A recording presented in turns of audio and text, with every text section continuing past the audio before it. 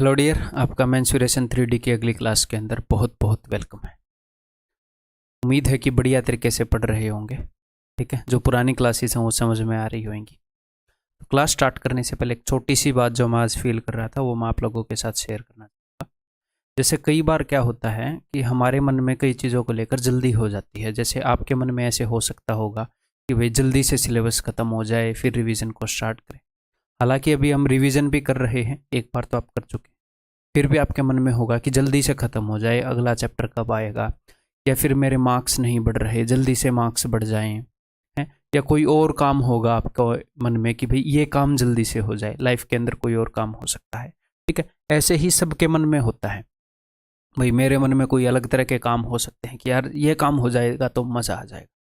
ठीक है, तो कभी कभी क्या होता है, इस जल्दबाजी के कारण आज जो हमारी लाइफ की क्वालिटी हम जी सकते हैं वो थोड़ी सी डिटेरियोरेट हो जाती है, या फिर आज का हमारा एक्सपीरियंस थोड़ा सा ख़राब हो जाता है कई बार। है भाई, हम एक ऐसी चीज़ के ऊपर आस लगाए बैठे हैं जो अभी नहीं हुई है या कुछ टाइम बाद होएगी, तो क्या है फिलहाल थोड़ा सा तो ये होगा यार ये और हो जाना चाहिए था। तो एक कबीर का दोहा है, वो बहुत ज़रूरी है, मतलब बार बार अपने आप को ये याद दिलाने के लिए कि भाई कोई दिक्कत नहीं है, टाइम पर सारी चीज़ें हो जाएंगी। आपके हाथ में जो चीज़ें हैं बस उनको करते रहो। ठीक है, बाकी सारी चीज़ें होती रहेंगी। वो दोहा मैं आपको बताना चाहूँगा। सबसे पहले तो वो मैंने सुना था, यूपीएससी पढ़ाते हैं एक टीचर विकास दिव्यकीर्ति, मोस्ट प्रोबेबली आप उनको जानते होंगे, बढ़िया टीचर हैं। दोहा मैं आपको बताता हूँ। सबसे पहले तो मैंने वहाँ से ही सुना था वो कि धीरे धीरे रे मना, धीरे सब कुछ होए। अपने मन को हम बोल सकते हैं कि भाई धीरे, थोड़ी सी पेशेंस रखो, सब कुछ धीरे धीरे होता है। धीरे धीरे रे मना, धीरे सब कुछ होए, माली सींचे सो घड़ा, ऋतु आए फल होए। कि माली इतना पानी देता है, वो वेट करता रहेगा कि मैं पानी दे रहा हूँ, फल आया कि नहीं, नए पत्ते आए कि नहीं। लेकिन जब उस चीज़ का सीजन आएगा, जब उसका राइट टाइम होएगा तो वो चीज़ होएगी। तो यहाँ पर मैं आपको ये चीज़ नहीं बोल रहा कि अगर आप कोई चीज़ कर रहे हैं और उसका फल नहीं आ रहा तो कोई ऐसी दैवीय शक्ति काम कर रही है कि जब उसका टाइम आएगा वो अपने आप हो जाएगा। नहीं, मैं जस्ट ये कहना चाह रहा हूँ कि कई चीज़ें पेशेंस रिक्वायर करती हैं। जो हम इनपुट देते हैं, जो हम मेहनत देते हैं किसी भी काम के अंदर, उनके अंदर एक इनपुट और होता है, क्या? पेशेंस। इनपुट देते रहो, अभी आउटपुट आने का वक्त नहीं है, आउटपुट आएगा। हम आउटपुट के धीरे धीरे पास जा रहे हैं, बस हमें पता नहीं है फिलहाल, क्योंकि हम धीरे धीरे धीरे धीरे, तो जैसे आप पढ़ रहे हो, आगे बढ़ रहे हो, तो क्या है आप रोज एक एक कदम पास जा रहे हो, उतना आपको पता नहीं चल रहा। तो हमारे मन में इम्पेशेंसी हो जाती है कि यार कब होएगा ये काम, कब होएगा। तो ये भी एक बहुत ही ज़रूरी इनपुट है कि पेशेंट हम हो जाएं उस चीज़ को लेकर, ताकि हम लगातार वो काम कर सकें, खुशी से वो काम कर सकें। कोई नहीं यार, अभी अपना काम करने का टाइम है, रिजल्ट आएगा, टेंशन वाली बात नहीं है, काम करते रहो, ताकि आप आज की लाइफ क्वालिटी भी ख़राब ना हो। है, और अगर पेशेंस होएगी तभी तो लंबे टाइम तक मेहनत कर पाएंगे, नहीं तो आप बीच में हाथ कर दोगे खड़े कि भाई नहीं यार नहीं हो रहा, इतनी मेहनत कर ली फिर भी नहीं हो रहा। तो ये दोहा भी, जब भी लाइफ के अंदर कभी भी आपको जल्दबाजी फील हो कि यार ये होना चाहिए वो होना चाहिए, ठीक है, तो एक तो ये बात याद रखनी है कि आप जिस भी सिचुएशन में हैं, आपसे पीछे हजारों लाखों लोग हैं इस दुनिया में जिनके पास वो चीज़ें भी नहीं है जो आपके पास हैं। और आप कितने भी बड़े बन जाओ, आपके आगे भी लाखों करोड़ों लोग रहेंगे। ठीक है, अभी हम जहाँ पर हैं वहाँ पर हमें ग्रेटफुल फील करना चाहिए कि ठीक है, इतनी सारी चीज़ें मेरे पास है, मैं स्वस्थ हूँ, जो भी चीज़ें हैं, और खुश होकर काम करते रहो, आगे बढ़ने की कोशिश करते रहो। ठीक है, आज की लाइफ क्वालिटी खराब नहीं करनी जल्दबाजी में। आज का काम जो आपके हाथ में है वो करो। आज का क्या काम है, आज आपने पढ़ना, वो पढ़ाई की कि नहीं? कल जब आएगा तो कल का काम भी करेंगे, जब परसों आएगा परसों का काम भी करेंगे। हम आज परसों की टेंशन क्यों ले? क्या पता बहुत बढ़िया जाने वाला हो परसों और आज आप टेंशन ले रहे हो, तो ये तो फिर काम खराब हो गया। एक बढ़िया जाने वाली चीज़ थी, उसकी टेंशन ले ली, ये तो खाम खा की फ्री की टेंशन ले रहे हो। आज के दिन आज की जिम्मेवारी उठाओ, आज बढ़िया डिसीजन लो। 100% परफेक्शन भी अपने आप से उम्मीद मत रखो। 100% परफेक्ट काम करने की ज़रूरत नहीं, बस काम करने की ज़रूरत है। जितने भी परफेक्शन के साथ वो हो रहा है बस करते रहो, उसको जितना टाइम, मैक्सिमम टाइम आप दे सकते हो उतना टाइम दो, तो धीरे धीरे विद रिस्पेक्ट टू टाइम चीज़ें अपने आप इम्प्रूव हो जाएंगी। अगर आप ठीक इनपुट दे रहे हैं, ठीक मेहनत कर रहे हैं, तो चीज़ें अपने आप ट्रैक पर आ जाएंगी। ठीक है भाई, तो स्टार्ट करें। चलिए जी, सबसे पहला क्वेश्चन आपके सामने। फाइंड, ये सेकंड लास्ट लेक्चर है अपना मेंसुरेशन 3D का, इसके बाद एक और लेक्चर आएगा, मेंसुरेशन 3D खत्म हो जाएगी। ठीक है, और जैसे ही अपना एडवांस मैथ खत्म होएगा, जो अरिथमेटिक मैथ्स है वो अंडरस्टैंडिंग का ज़्यादा खेल है। एडवांस मैथ में ऐसे स्पेसिफिक क्वेश्चन हो सकते हैं जो आपने अगर पहले नहीं देखे तो शायद आपसे ना हो, है तो नंबर ऑफ क्वेश्चंस थोड़े से ज़्यादा लेने पड़ते हैं। ऐसा हो तो अरिथमेटिक में भी सकता है, लेकिन एडवांस में कहीं ना कहीं ज़्यादा डिग्री पे ऐसा होता है। ठीक है, तो अरिथमेटिक मैथ्स को मैं कम क्वेश्चंस में, एडवांस के कंपैरिजन में कम क्वेश्चंस में आपको बहुत ही एफिशिएंटली करा सकता हूँ। तो सिलेबस की टेंशन मत लो, वही धीरे धीरे रे मना धीरे सब कुछ हो। ठीक है, मैं पूरी मेहनत के साथ लगा हुआ हूँ। अगर कभी बीमार भी हूँ तो एक वीडियो तो बनाने की कोशिश करता हूँ, दिन में 2 नहीं बना पाऊँ तो। और देखो रेगुलरली 2 वीडियो चल रही हैं। स्टार्टिंग में लॉन्चिंग हुई तो एक वीडियो का ये था कि एक वीडियो करेंगे, बट SSC तेज हुई तो मैं कह यार 2 करेंगे। हैं तो टेंशन मत लो, जितना बेस्ट किया जा सकता है उससे एक स्टेप आगे ही करेंगे हम, जितना अपने पास टाइम है उसमें। ठीक है, तो इससे बेस्ट और कोई क्या ही कर सकता है। ठीक है, लगातार मैं भी लगा रहूँगा, आप भी लगा रहेंगे, तो टेंशन क्यों लेनी है, बस लगे ही रहो, बीच में छोड़ो मत काम को। ठीक है भाई, ओके, चलो तो फिर करो ये। Find the number of lead balls, each 1 centimeter in diameter, that can be made from a sphere of diameter 12 centimeter. Okay जी, तो बेसिक अंडरस्टैंडिंग देता हूँ मैं आपको एक बार क्वेश्चन की। मैंने आपको क्या बताया कि दुनिया के जितने भी इक्विलेटरल ट्रायंगल हैं वो सारे सिमिलर हैं। दुनिया के सारे इक्विलेटरल ट्रायंगल सिमिलर हैं। दुनिया के सारे स्क्वायर सिमिलर हैं। दुनिया की सारी रेक्टेंगल सिमिलर नहीं है, लंबाई और चौड़ाई का रेशियो अलग अलग हो सकता है। हाँ, अगर दुनिया में 2 अलग अलग रेक्टेंगल हैं जिनकी चौड़ाई और लंबाई का रेशियो 3:5 है तो वो सिमिलर हो गए। दुनिया के सारे सर्कल, अब स्क्वायर में क्या है, स्क्वायर में कंडीशन रखने की जरूरत नहीं है इस तरह से। स्क्वायर में तो भैया सारी साइड बराबर हैं, सारी साइड बराबर हैं, सारे एंगल सेम हैं, सारे एंगल सेम हैं। तो दुनिया में कोई भी 2 स्क्वायर बनाओगे, हो सकता है वो सेम साइज के ना हो, बट वो समरूप होंगे, वो सिमिलर तो होंगे। ऐसे ही दुनिया में कोई भी 2 सर्कल बनाओगे तो वो सिमिलर तो होंगे। दुनिया में कोई भी 2 सफियर बनाओगे तो वो सिमिलर तो होंगे मेरे भाई। कोई भी 2 सफियर बना लो, क्योंकि एक सिमेट्रिकल फिगर है। इस पॉइंट से बराबर डिस्टेंस पर जितने भी पॉइंट हो सकते हैं स्पेस में, उन सबको इकट्ठा करके सफियर बना दिया। दुनिया में कोई भी 2 क्यूब बना लोगे वो सिमिलर होंगे। तो समझ में आ रही है बात? ठीक है, तो यहां पर जो अंडरस्टैंडिंग लगती है वही यहां पर, वही यहां पर, वही यहां पर, वही यहां पर, सिमिलरिटी वाली ही अंडरस्टैंडिंग है। तो कोई भी 2 सिमिलर फिगर हो, चाहे वो 2D में हो या 3D में हो, ठीक, अगर उनकी 1 डायमेंशनल कोई भी क्वांटिटी है, जैसे कि अगर मैं 2 सफियर को कंपेयर करूं, ये अपने पास 2 सफियर हैं, इसका रेडियस और इसका रेडियस, मान लो इनके रेडियस का रेशियो A:B है। ये एक 1 डायमेंशनल क्वांटिटी है रेडियस, या फिर इनका आप कुछ भी मान लो 1 डायमेंशन में, भाई इनका डायमीटर मान लो, कुछ भी मान लो जो 1 डायमेंशन में है, इनके रेडियस का रेशियो A:B है, तो इनके सरफेस एरिया का रेशियो होएगा A²:B²। ये एक 2D क्वांटिटी है। इनका वॉल्यूम, इनके वॉल्यूम का रेशियो होएगा A⁵:B⁵। ठीक, तो अगर मेरे पास 2 सफियर हैं और मैंने इसके कंपैरिजन में ये जो सफियर है इसका रेडियस फॉर एग्जांपल 1/5 है, मान लो इसके कंपैरिजन में इसका रेडियस 1/5 है। ठीक है, इसका रेडियस 1 है तो वो उसका रेडियस 5 है। तो देखो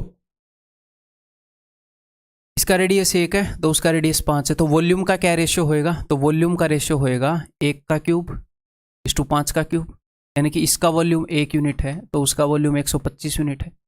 तो मैं ये कहना चाह रहा हूं कि अगर इसका रेडियस 1/5 है तो 5 का क्यूब करोगे 125, उसमें से ऐसे ऐसे 125 गोले बनाए जा सकते हैं।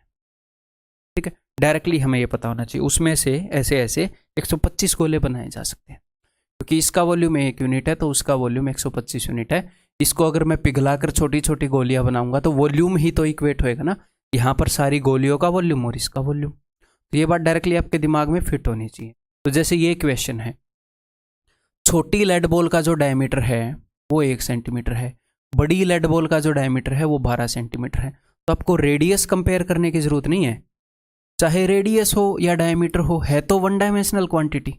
डायमीटर का जो रेशियो है वही रेशियो रेडियस का होएगा, क्योंकि डायमीटर को हाफ करेंगे तो रेडियस आएगा। हमें सिर्फ ये देखना, अच्छा वन डायमेंशनल क्वांटिटी का रेशियो है क्या है, वो है 1:12। अच्छा जी, इसका अगर 1 है वो क्वांटिटी, इसकी 12 है, तो अगर मैं क्यूब करूंगा तो 12 का क्यूब आएगा 1728, 1728। तो इसमें से ऐसे ऐसे 1728 बॉल बन जाएंगे। तो डायरेक्टली इसको आंसर करने के काबिल आप होने चाहिए। स्टेटमेंट पढ़ी, थोड़ा सा समझा और उत्तर दे दिया। तो ये कंसेप्ट क्लियर है भाई, वही सिमिलरिटी वाला कंसेप्ट है। मैंने कोई नई चीज़ सिखाई, नई चीज़ नहीं सिखाई, तो आप इसको ऐसे देखने के लायक होने चाहिए। ठीक है, देखो ऐसे ऐसे कई बार क्वेश्चन आए हैं। टेंशन मतलब ब्लैक स्क्रीन भी लूंगा, और स्टार्टिंग में डायग्राम था ना, ये लो बोलो। Let A and B be 2 solid spheres, A और बी 2 सॉलिड सफियर हैं, thus that the surface area of B is 300% higher. तो बी का जो सरफेस एरिया है, ठीक है, सरफेस एरिया कैसी क्वांटिटी है भाई, 2 डायमेंशनल क्वांटिटी है, एरिया है, उसका सरफेस एरिया इससे 300% ज़्यादा है, यानी कि इसका अगर 1 है तो उसका 4 है, इससे 3 गुना नहीं है, इससे 3 गुना ज़्यादा है, 300% मोर है सरफेस एरिया ऑफ ए। अगर 2D क्वांटिटी का ये रेशो है तो 1D क्वांटिटी, रेडियस हो गया, डायमीटर हो गया, जो भी हो गया, उनका रेशो होएगा 1:2, और 3D क्वांटिटी यानी कि वॉल्यूम का रेशो होएगा 1:8। इनका क्यूब किया, यहाँ से वहाँ जाने के लिए स्क्वायर रूट किया। ठीक है जी। The volume of A is found to be k% lower than volume of B. तो ए का वॉल्यूम बी से k% कम है, तो कितना कम है, 7 कम है 8 से, तो 7/8 कितना होता है, 87.5%। परसेंटेज में आप पढ़ेंगे और आपने पहले पढ़ा भी होगा। ठीक, ऑप्शन बी सिंपल आया हुआ क्वेश्चन था ये लास्ट। ये बताओ, if a hemisphere is melted and 4 spheres of equal volume are made, 4 spheres of equal volume are made. हमारे पास एक हेमिस्फीयर था, उसको हमने मेल्ट कर दिया, और इसको मेल्ट करके 4 स्फीयर बन गए बराबर वॉल्यूम के। ठीक है जी। The radius of each sphere will be in comparison with in hemisphere will be. इस हेमिस्फीयर के कंपैरिजन में हर एक स्फीयर का रेडियस क्या होगा। तो बिना कुछ लिखे, सिर्फ दिमाग में सोचकर इसको आंसर करने के लायक हम होने चाहिए। कैसे, देखो हमारे पास एक बड़ा स्फीयर है और कई छोटे छोटे स्फीयर हैं। अगर स्फीयर के इस आधे टुकड़े से मैं 4 बड़े बड़े स्फीयर बना सकता हूँ हेमिस्फीयर के इस टुकड़े से, हैं, तो अगर मैं ऐसा ही एक और टुकड़ा ले आऊँ तो 4 स्फीयर इससे बन जाएंगे कि नहीं बन जाएंगे। तो यहां पर इस स्फीयर का कुछ रेडियस है, इसका भी वही होएगा, मैं एग्जैक्टली सेम लेकर आया हूं। ठीक है, ओके। और इनका कुछ छोटा रेडियस है, मान लो स्मॉल r।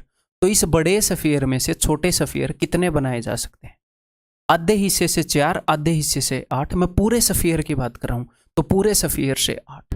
तो इस स्फीयर का और इस स्फीयर, बड़े स्फीयर, बड़े गोले और छोटे गोले का वॉल्यूम का क्या रेशो है, वॉल्यूम का रेशो है 8:1। अब ये मत बोलना 8 तो वहां पर है, 1 यहां पर, इसका वॉल्यूम 8 गुना है, क्योंकि 8 स्फीयर बनाए जा सकते हैं।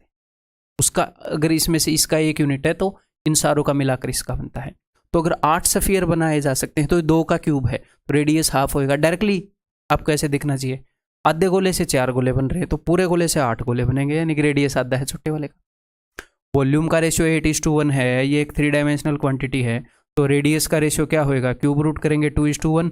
इसका रेडियस 2 है तो इसका 1। ठीक है, उसने आपको आधे गोले की सच्चाई बता दी, पूरे गोले की तो आप निकाल ही सकते हैं, पूरे गोले से क्या बनेगा। ठीक है मेरे भाई, क्लियर है। तो इसका जो रेडियस है पूरे स्फीयर का रेडियस हेमिस्फीयर के रेडियस से, क्योंकि अगर ये मैंने आधा गोला लाकर पूरा स्फीयर भी बना लिया तो इस पूरे स्फीयर का जो रेडियस था वही तो हेमिस्फीयर का था। तो ये मत सोचना उसने हेमिस्फीयर का पूछा है, इस स्फीयर का जो रेडियस है इस हेमिस्फीयर के कंपैरिजन में हाफ है। इसका रेडियस 2 है तो इसका 1।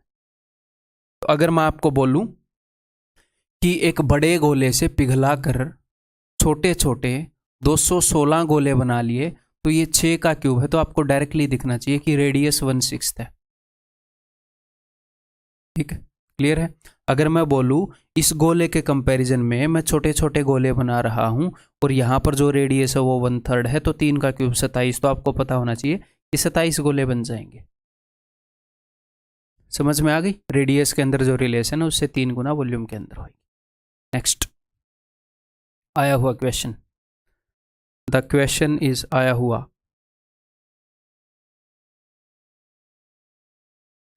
a ball of lead 4 centimeter in diameter is covered with gold if the volume of the gold and lead are equal। एक बॉल थी लेड की, ऐसे अमीर लोग थे तो सोने में कवर करवा ली इन लोगों ने। ठीक है, तो इसको ऐसे सोने में कवर कर दिया, यानी कि इसके बाहर एक परत बना दी। ये 2 डायमेंशनल नहीं है, ये 3 डायमेंशनल चीज़ें चल रही हैं ऐसे।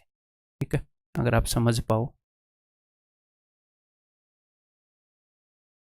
ओके जी।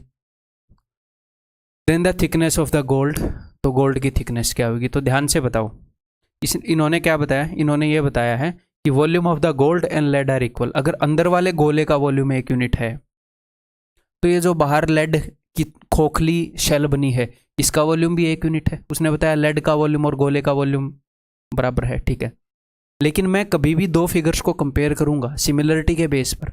तो जैसे फर्स्ट टर्म के अंदर हम कैसे कंपेयर करते हैं? फर्स्ट टर्म के अंदर हम कंपेयर करते हैं छोटे कोन को और बड़े कोन को। हम ऐसे कंपेयर नहीं करते छोटे कोन को और इस बाल्टी को, नहीं। सिमिलरिटी में हम कंपेयर करते हैं मेरे भाई, छोटी ट्रायंगल को और बड़ी ट्रायंगल को, इस टुकड़े को कंपेयर नहीं करते। ऐसे ही यहाँ पर हम छोटे सफियर को और बड़े सफियर को कंपेयर करेंगे। ये थोड़ी ये बाहर की खोखली खोल को कंपेयर कर रहे हैं। तो अंदर वाले छोटे सफियर का वॉल्यूम कितना है? 1 यूनिट। बाहर मतलब, और पूरे बड़े सफियर का वॉल्यूम कितना है? सिर्फ बाहर वाली खोल का नहीं। अगर मैं इस छोटे सफियर को लूं तो वॉल्यूम 1 यूनिट, अगर मैं पूरे सफियर को लूं तो 1 + 1 2 यूनिट। समझ रहे हो? हम एक खोखली सफियर और एक भरे हुए सफियर को कंपेयर नहीं कर सकते, दोनों भरे हुए लेने पड़ेंगे, दोनों सिमिलर फिगर होनी चाहिए। तो छोटा सफियर और बड़ा सफियर, 1 और 1 2 यूनिट। तो ये रेशियो है मेरे भैया वॉल्यूम का, 3 डायमेंशनल चीज है। तो रेडियस का रेशियो क्या होएगा? Cube root of 1 is to cube root of 2, 1 is to cube root of 2। इसीलिए उसने इसकी वैल्यू दी है। आया हुआ क्वेश्चन है और उसने वैल्यू भी दी थी एग्जामिनर ने। ठीक है जी, क्लियर है। अब उसने क्या बताया? अंदर वाले का रेडियस 1 है तो बाहर वाले का रेडियस इतना है, यानी कि कितना है भाई? 1.259। ठीक है, ऐसे कर लेते हैं। A ball of lead 4 centimetre in diameter, तो जो डायमीटर है वो 4 सेंटीमीटर है, तो जो रेडियस है वो 2 होएगा। तो यहाँ पर तो हमने सिर्फ रेशियो लिखा है, तो असली रेडियस क्या होएगा? असली रेडियस होएगा इसका 2 गुना 2। तो यहाँ पर ये छोटे सफियर का रेडियस, ये बड़े सफियर का रेडियस, इसका रेडियस क्या होएगा? इसका 2 गुना। तो इसका 2 गुना कितना हो जाएगा? 2 में 18, 1 2 5 10, 125 का डबल 250 और 1 इतना 2.518। तो ये अंदर वाले का रेडियस है, ये बाहर वाले का रेडियस है। अंदर वाले का रेडियस कितना है? यहाँ से यहाँ तक 2।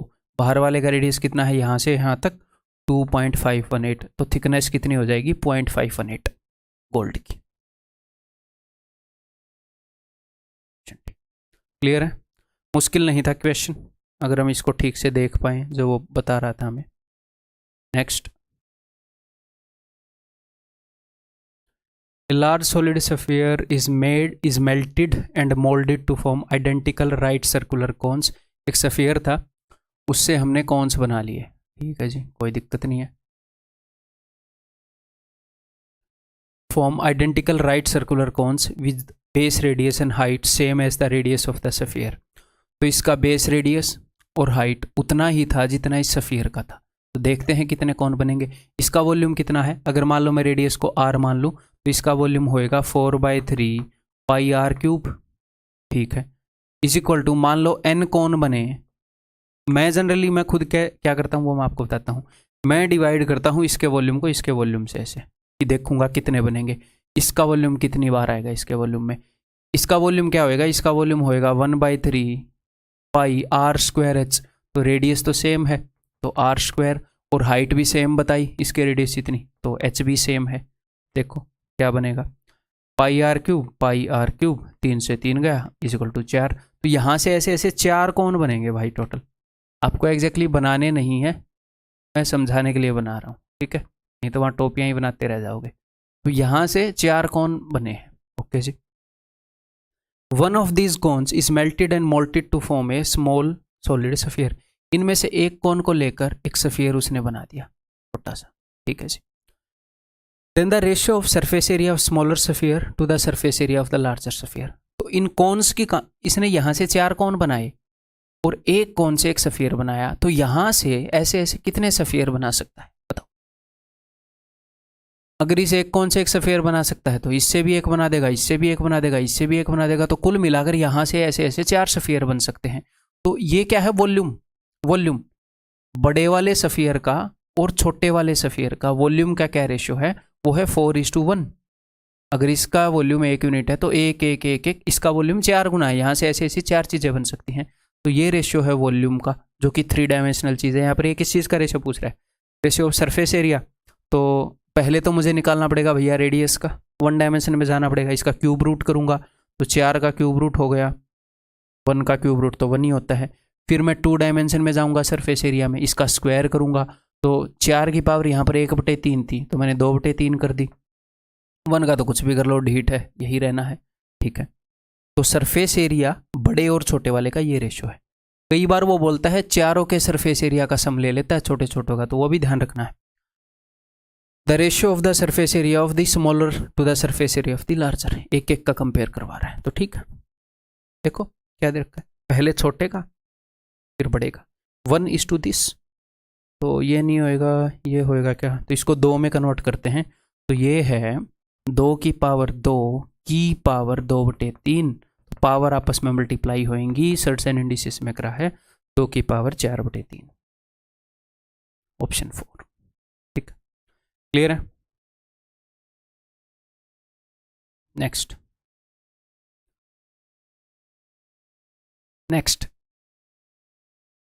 The base of a right prism is a triangle of perimeter 45 cm and its incircle radius is 9 cm. Find the total surface area if its volume is this. Total surface area निकालना है, ठीक है। तो total surface area कैसे निकालता है, सबसे पहले तो ये देखते हैं फिगर कौन सी है। फिगर है एक प्रिज्म, ओके। कई बार प्रिज्म और पिरामिड में बच्चे क्या गलती करते हैं, पिरामिड जो है वो नुकीली होती है, डेफिनेटली आपको पता है, लेकिन भूल कर वहाँ पर वॉल्यूम का 1/3 नहीं लेते हैं, प्रिज्म वाला ही लेते रहते हैं। तो जब भी प्रिज्म वर्ड लिखा हो और पिरामिड वर्ड लिखा हो तो थोड़ा सा ध्यान से हम देखेंगे कि अच्छा प्रिज्म है यानी कि area of base into height है, अच्छा पिरामिड है 1/3 into area of base into height है। कंसियस रहना, सिली मिस्टेक यहाँ पर होती है। जहाँ जहाँ पर भी चांसेस होंगे इन छोटी छोटी चीज़ों का, और वो कॉमन है, मैं आपको बताता रहूँगा, ठीक है। अगर आप यूनिक तरह की गलती करोगे तो आपको ही देखना पड़ेगा। देखो, the base of a right prism इस ट्रायंगल, इसका बेस जो हो वो ट्रायंगुलर है, ठीक है। अगर बेस ट्रायंगुलर है, एग्जाम में ये बनाने की जरूरत नहीं है, और मुझे निकालना है टोटल सरफेस एरिया, तो मैं निकालूंगा perimeter of the base into height, ठीक है।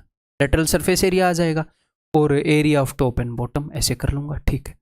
तो देखते हैं ये इन्फॉर्मेशन कैसे मिलेगी, क्या क्या बता रखा है। If A triangle of perimeter 45 centimetre, उसका पेरीमीटर तो उसने बता दिया 45 सेंटीमीटर है, okay. And it's in circle radius, इसके अंदर जो सर्कल है उसका रेडियस यानी कि इन रेडियस उसने बता दिया है जी 9। और ये इसने इक्विलेटरल ट्रायंगल नहीं बताई है, कहीं पर भी मेंशन नहीं है, तो ये मत सोचना कि इक्विलेटरल ट्रायंगल, ठीक है। और उसने क्या बताया है, और उसने बताया है इफ इट्स वॉल्यूम, उसने वॉल्यूम बता रखा है। तो वॉल्यूम कैसे निकलता है, वॉल्यूम निकलता है area of base into height, okay. Area of base निकाल सकते हो किसी तरीके से। एरिया ऑफ बेस, बेस कैसा है सर, बेस एक ट्रायंगुलर फिगर है, इसका एरिया कैसे निकालूं, इन रेडियस दे रखा है, तो इन रेडियस का और एरिया का तो एक ही रिलेशन है पूरे मैथ्स के अंदर, area is equal to r into s, है कि नहीं। ये एरिया किसका निकलता है, ये बेस का, ट्रायंगल का। तो ट्रायंगल का एरिया है क्या, आर बोले तो इन रेडियस इंटू एस बोले तो सेमी पेरीमीटर। पेरीमीटर दे रखा है भाई ने 45, तो ये आ गया अपना area of the base, into height दे नहीं रखी, ठीक है। Area of base into height से वॉल्यूम निकलता है जो कि है 810, ठीक, क्लियर, समझ में आ रही है बात। मैं ये दिखाने की कोशिश कर रहा हूँ कि कैसे पता चलता है कौन सा पाथ फॉलो करेंगे। ऐसे बतेरे क्वेश्चन है कि क्वेश्चन पढ़ते ही पता लग जाएगा कि ये करना है, ऐसे बहुत सारे क्वेश्चन है कि क्वेश्चन पढ़ते ही पता नहीं लगेगा, थोड़ा सा देखना पड़ेगा, ठीक है। तो हर एक क्वेश्चन को एक तरीके से ट्रीट नहीं कर सकते आप। कई बार बच्चे ये सोचते हैं कि क्वेश्चन पढ़ते ही हमें पता लग जाए क्या होएगा, नहीं, कई क्वेश्चन ऐसे नहीं होते, देखना पड़ेगा क्या दिया हुआ है। कई क्वेश्चन ऐसे होते हैं, रिपीटेटिव सिचुएशन है, बार बार देखी गई सिचुएशन है, इस टाइप का क्वेश्चन है कि पढ़ा और पता लग गया क्या करना है, ठीक है। तो सबको एक डंडी से नहीं आंकना हर एक क्वेश्चन को। चलो जी, तो 9 निमे 81 90 45 दूनी 90, हाइट इज इक्वल टू ये 2 भी ऊपर जाएगा, हाइट आ गई जी 4।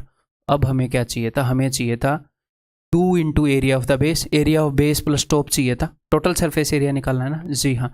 तो एरिया ऑफ द बेस कितना था, एरिया ऑफ द बेस था ये, यही तो निकाला अभी, ये area of the base R into S, उसको मैंने डबल कर दिया, plus lateral surface area, bottom plus top का area plus lateral surface area, total surface area निकाल रहा हूँ मैं, ठीक है। लेटरल सरफेस एरिया क्या होएगा, पेरीमीटर ऑफ द बेस वो क्या है, वो है 45 इंटू हाइट, हाइट आ चुकी है 4, क्लियर है, करो इसको। यहाँ पर 45 9 बार है, यहाँ पर 45 4 बार है, तो 9 और 4 13 बार 45 है, 13 5 65 6, 13 चौके 52 और 6 58, ठीक निकला है क्या, 585 निकला है भाई, ऑप्शन बी। कई बार बच्चे बोलते हैं कि जब आप किसी क्वेश्चन का HW देते हो ऐसे, तो उसका उत्तर वहीं पर बता दिया करो। मैं आपको फ्रैंकली बताऊं, मुझे नहीं याद, मैं मतलब रहते की तो क्या बात है, अगर मैं करूँगा तो याद रह ही जाएंगे, मैं उत्तर याद करके नहीं रखता भाई। हाँ, याद रह भी जाते हैं एक आधी बार, मान लो अब कुछ ही दिनों के अंदर इसी क्वेश्चन को करूँगा तो 585 थोड़ा जाना पहचाना लगेगा, मोस्टली मैं उत्तर याद नहीं रखता, ठीक है। और उत्तर क्या, मैं तरीके भी याद नहीं रखता कि इस क्वेश्चन को ऐसे करना है, वो याद रह जाए तो अलग बात है, अदरवाइज अब सीख के बेसिक्स को इतना मजबूत करके रखो कि क्वेश्चन आए, क्योंकि तभी तो नया तरह का क्वेश्चन आएगा तो एग्जाम में कर पाएंगे, उस तरीके से माइंड को रखेंगे तो उसके लिए आपको तैयार कर रहा हूँ। ये नहीं है कि बूढ़े हो गए तैयारी करते करते तब जाके एग्जाम निकल रहा है, क्या फ़ायदा फिर, अपने पोते के साथ SSC में बैठे हैं पेपर दे रहे हैं।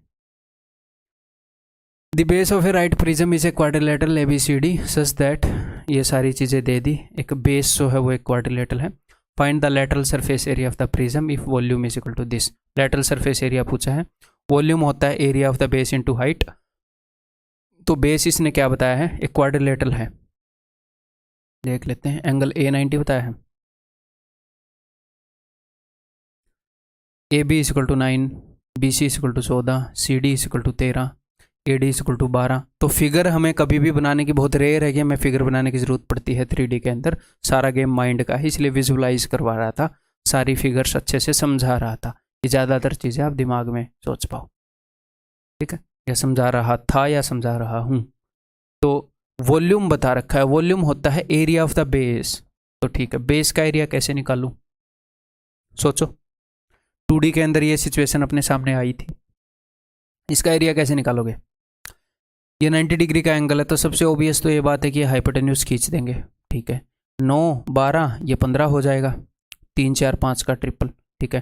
तो क्या इसका एरिया निकाल सकते हैं, बिल्कुल निकाल सकते हैं, half into base into height, तो निकालो, हाफ इंटू यहीं पर निकालते हैं, half into base into height, okay, plus क्या इसका एरिया निकाल सकते हैं, डेफिनेटली निकाल सकते हैं, ट्रायंगल की तीनों साइड गिवन है, हीरोन्स फॉर्मूला, तो अभी लगाओ।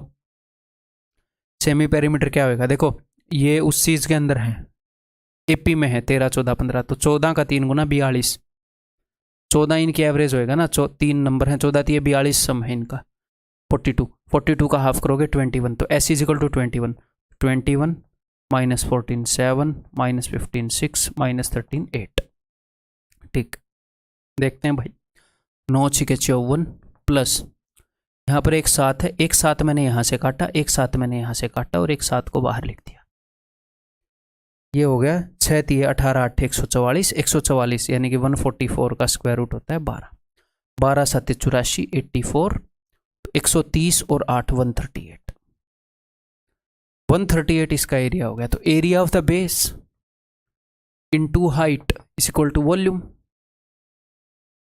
करते हैं।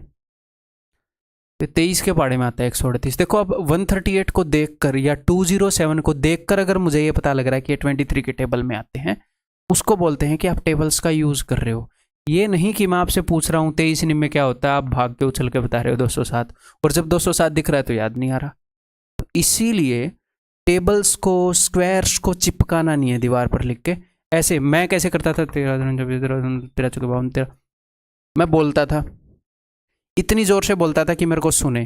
तो मेरी एक तो बोलने वाली सेंस यूज हो गई, एक मेरी सुनने वाली सेंस यूज होगी, फिर मैं लिखता था, मेरी लिखने वाली सेंस यूज होगी, फिर मैं आंखों से देख भी रहा हूँ जो मैं लिख रहा हूँ, मेरी देखने वाली सेंस भी यूज हो रही है। तो आगे से जब 52 दिखेगा तो क्यों ना मेरे को 13 चौके 52 क्यों नहीं याद आएगा, याद आएगा।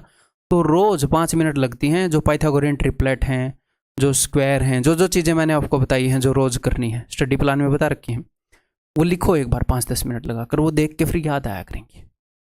जो टेबल आपको बार बार लग रहा है कि 19, 60, 152 याद नहीं आ रहा, तो 19 का पहाड़ा लिखो बार बार, ठीक है। तो ये सारी चीजें आप खुद करोगे, मैं आपके घर पर आकर तो वहां पर ऐसे नहीं बता पाऊंगा ना। 23 सिक्के 23 निम में 15 सिक्के 90 होता है, तो 6 से 15 पर जाएगा, एच इज इक्वल टू 15। और एक आधी बार ऐसा भी हो सकता है आपको ना दिखे, तो वो भी कोई बड़ी बात नहीं है। मैं बोल रहा हूँ 100% परफेक्शन नहीं चाहिए, 95% is good, more than good. Find the lateral surface area. Lateral surface area होगा perimeter of the base into height. तो बेस का पेरीमीटर क्या होएगा, ये हो जाएगा भाई 1339 और 48 हो गया जी perimeter. Perimeter of the base into height is equal to 15। This is your answer. 15 8 120 और 600 720। Option B. नेक्स्ट,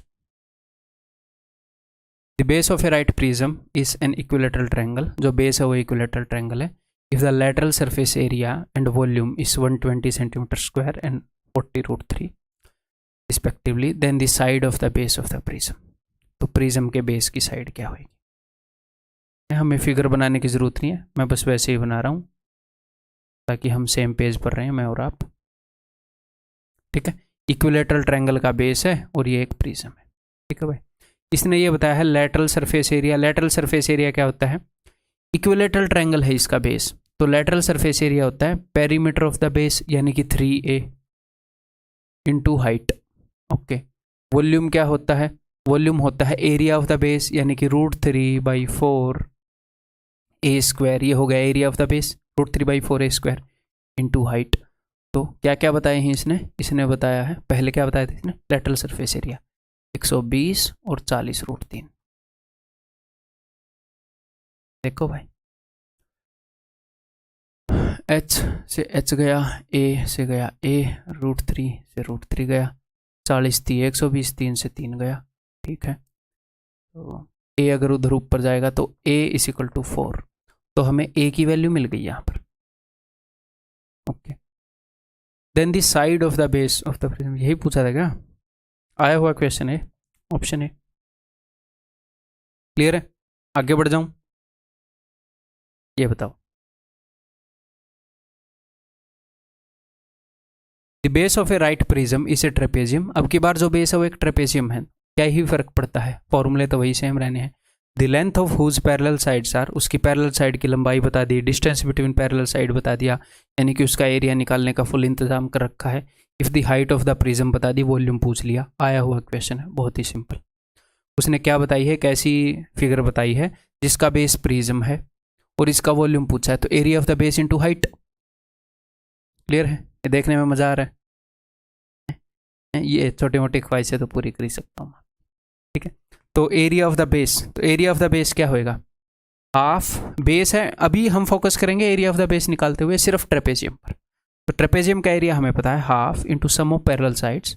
तो पैरेलल साइड है भैया 25 और 11 यानी कि 36 इंटू डिस्टेंस बिटवीन देम यानी कि हाइट, यानी कि ट्रेपेजियम की हाइट जो कि है 16। ये आ गया area of the base into height. अब की बार प्रिज्म की हाइट कितनी है, 10 है, खत्म बात। 2 से जाएगा 8 पर, 8 से 48, 8 3 24 और 4 28। Option C. क्लियर है, ये बात समझ में आ गई। अब जो अगला क्वेश्चन है मैं चाहता हूं कि वो आप खुद करें मेरे बताने से पहले, देखता हूं करोगे कि नहीं। अरे डायग्राम पहले बनाया दे दिया, मैं नहीं देना चाह रहा था, ये गलती से एनिमेशन अंदर थोड़ी गड़बड़ी होगी, बट चलो ठीक है, अभी भी कर दोगे तो भी बढ़िया, मज़ा आ जाएगा। A swimming pool 9 meter wide and 12 meter long is 1 meter deep on shallow side and 4 meter deep on the deeper side। हो क्या रहा है, स्विमिंग पूल कैसे होते हैं? स्विमिंग पूल, ये मैंने स्विमिंग पूल बना रखा है, अगर आपको नज़र आ रहा है तो पानी जो है वो ऐसे होएगा इस स्विमिंग पूल के अंदर, ऐसे ऐसे ऐसे, इस टाइप से आपको दिखेगा, हालांकि इतने नीचे नहीं होता है, आपको ऐसे दिखेगा। तो आप स्विमिंग पूल को ऊपर से देख रहे हो, ये स्विमिंग पूल की लंबाई होएगी, ये स्विमिंग पूल की चौड़ाई होएगी, ये। और यहाँ से स्विमिंग पूल कम गहरा है, यहाँ से कितना गहरा है, यहाँ से सिर्फ 1 मीटर गहरा है। तुम जैसे लोग जिनको तैरना नहीं आता वो यहाँ से तैरेंगे। और दूसरी तरफ से आप देख रहे हो ज़्यादा गहरा है, मेरे जैसे स्विमर जो हैं वो यहाँ पर जा सकते हैं, यहाँ से 4 मीटर वो डीप है, ठीक है। तो इसमें पानी का वॉल्यूम पूछ रहा है, तो इसके लिए हमें अलग से फॉर्मूला नहीं रटना है कि स्विमिंग पूल वाले क्वेश्चन में ये करेंगे वो करेंगे। वो कई बार घर भी बना देता है, ये घर है, आगे से वो नीचा है, पीछे से ऊंचा है, ऐसे करके, वो सेम ही है, आपको थोड़ी देर में पता भी लग जाएगा। आपको सिर्फ ये फिगर पहचाननी है। मैंने क्या बताया, 3 तरह की फिगर आती हैं, प्रिज्म, पिरामिड और वो गोला अपना सफियर। उनमें से कौन सी है? पिरामिड तो ये लग नहीं रही, गोला तो ये बिल्कुल भी नहीं है, प्रिज्म होएगा। अगर प्रिज्म है तो एक बेस को रिपीट किया गया होगा। कौन से बेस को रिपीट किया गया? अब इसको तो रिपीट किया नहीं गया है, यहाँ से ये तिरछा, ऐसा कोई प्रिज्म तो मैंने आपको बताया नहीं। क्या, किस चीज़ को रिपीट करके फिगर बनी है बताओ? अगर मैं ABCD फेस को लूँ, इस फेस को रिपीट किया गया, मैं आपको दिखाऊंगा भी, टेंशन लेने की जरूरत नहीं है। मैं चाहता हूँ आप खुद विजुलाइज करो एक बार। ABCD फेस को रिपीट नहीं किया गया उसी को रिपीट करके, लेकिन ऐसे ऊपर की तरफ रिपीट नहीं किया, ऐसे साइड में रिपीट कर दिया और ये प्रिज्म तैयार कर दिया। तो वो कहीं पर भी रिपीट करे, हमें क्या, ठीक है। देखो इसी फेस को रिपीट किया गया है कि नहीं? इसी फेस को रिपीट किया गया है। देखो ये एक प्रिज्म है जिसका बेस है ये, ठीक है सर। ये जो ABCD बेस है ये कौन सी फिगर है भैया? ये स्विमिंग पूल है, ये बिल्कुल ऐसे सीधा होएगा, ये बिल्कुल ऐसे सीधा होएगा, यहाँ पर ये 90 डिग्री का कोण बन रहा है। ये एक ट्रेपेजियम है जिसकी ये पैरेलल साइड होएंगी, ये ऐसे गड्ढा ऐसे होएगा ना, ऐसे वर्टिकली, ये पैरेलल साइड होएंगी। और इसके बारे में उसने सब बताया है। उसने लंबाई कितनी बताई है? उसने लंबाई बताई है कि 12 मीटर लंबा है और कितने मीटर चौड़ा है? 9 मीटर चौड़ा है। तो ये क्या है? ये हमारे प्रिज्म की हाइट है। ये क्या है? ये हमारे प्रिज्म की हाइट है। इतनी दूर तक ये रिपीट हुआ है। अभी आपको स्विमिंग पूल की चौड़ाई दिख रही है, बट ये हमारे प्रिज्म की हाइट है। ओके सर, हमारा बेस ट्रेपेजियम है, उसकी सारी चीज़ें देखते हैं। उसकी पैरेलल साइड की लंबाई दे दी उसने, दे दी। ये देखो पैरेलल साइड की लंबाई है 1 मीटर और 4 मीटर। उनके बीच में डिस्टेंस दे दिया, दे तो दिया, ये 12 मीटर रहा। तो एरिया तो आप निकाल सकते हो बेस का, और हाइट भी दे रखी है। तो what will be the area of the base? Half into sum of parallel sides, 1 और 4 5, into distance between them 12। Area of the base आ गया। हाइट क्या है ट्रेपेजियम की? 9 है। खत्म कहानी। तो क्या आपको अलग से रटना है? कई बच्चे बोलते हैं स्विमिंग पूल वाला फॉर्मूला रट लूँ। नहीं रटना मेरे भाई, नहीं रटना। क्यों रटना है? फिगर तो सेम है। अब अगर वो इसी चीज़ को, वो कई बार एग्जामिनर ऐसे करता है, वो वाली चीज़ भी करवा देता हूँ आपको। फिगर कैसे बनेगी उसकी? ऐसे एक घर बनाता है, हाँ ठीक है, ऐसे ही मान लो। मैं कहना क्या चाह रहा हूँ, इसी स्विमिंग पूल को ऐसे उल्टा रख दो। मान लो ये स्विमिंग पूल है, एक लकड़ी का डिब्बा है, इसी को उल्टा रख दो। ऐसे घर होते हैं ना, जो मैं बना नहीं पा रहा, कोई बात, इतना बड़ा आर्टिस्ट होकर भी मैं नहीं बना पा रहा, गलत बात है। अभी बनाता हूँ। ये ऊपर जाएगा, ये नहीं।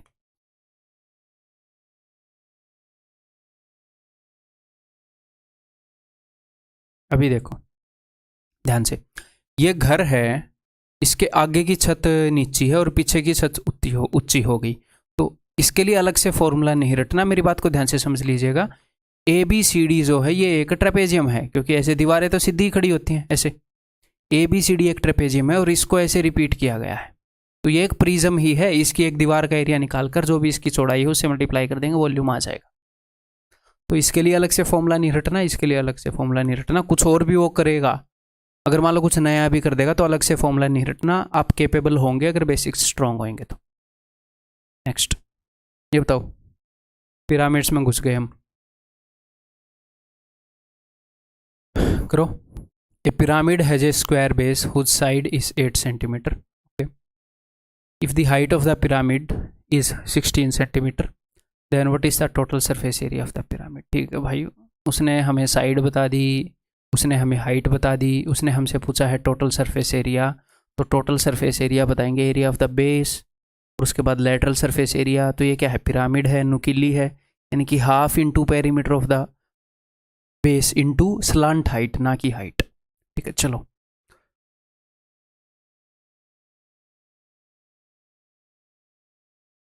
तो ऐसा कुछ मामला है। अब ध्यान से विजुअल, मैंने यहाँ पर कंप्यूटर से तो नहीं बनाई ना, नहीं बनाई। अब ध्यान से विजुलाइज करिएगा इसे, ये नहीं है कि ठीक है आपकी मदद भी मुझे यहाँ पर चाहिए। आप अगर दिमाग लगाओगे ही नहीं तो मैं कैसे बता पाऊंगा। 3D की फिगर है, ओके देखो अब ध्यान से। तो पिरामिड के स्क्वायर की साइड है 8 8 8 8 सब कुछ। उसने हमें बता दी हाइट, हमें चाहिए क्या, सबसे पहले तो हम ये देखेंगे हमें चाहिए क्या। उसने हमसे पूछा है टोटल सरफेस एरिया, तो एरिया ऑफ द बेस है, जी सर है हमारे पास। ठीक है, क्या पता उसने सारी इन्फॉर्मेशन दे रखी हो जो हमें चाहिए, हमें निकालनी ना पड़े, हो जाता है, तो फिगर क्यों बनाएंगे, है ना। ठीक है, एरिया ऑफ द बेस हम निकाल सकते हैं बिकॉज स्क्वायर है, और हमें निकालनी है स्लांट हाइट, क्योंकि लेटरल सरफेस एरिया चाहिए, स्लांट हाइट चाहिए। स्लांट हाइट दे रखी है, नहीं दे रखी तो निकालनी पड़ेगी। तो स्लांट हाइट कौन सी होती है, स्लांट हाइट होती है जो साइड में ट्रायंगल है इस ट्रायंगल की हाइट। तो स्लांट हाइट कैसे निकलेगी, यहां से सीधा इसके सेंटर पर आएंगे, सर्कल के डायगोनल्स जहां पर इंटरसेक्ट हो रहे हैं, और ये एक राइट एंगल ट्रायंगल बनेगी। ठीक है मेरे भाई, इसके थ्रू हम स्लांट हाइट निकालेंगे। ये जो पॉइंट है लेट दिस बी पी, तो triangle O P D, triangle O P D के अंदर ओ पी जो है वो हाइट है, जो कि उसने बता रखी है कितनी है 16।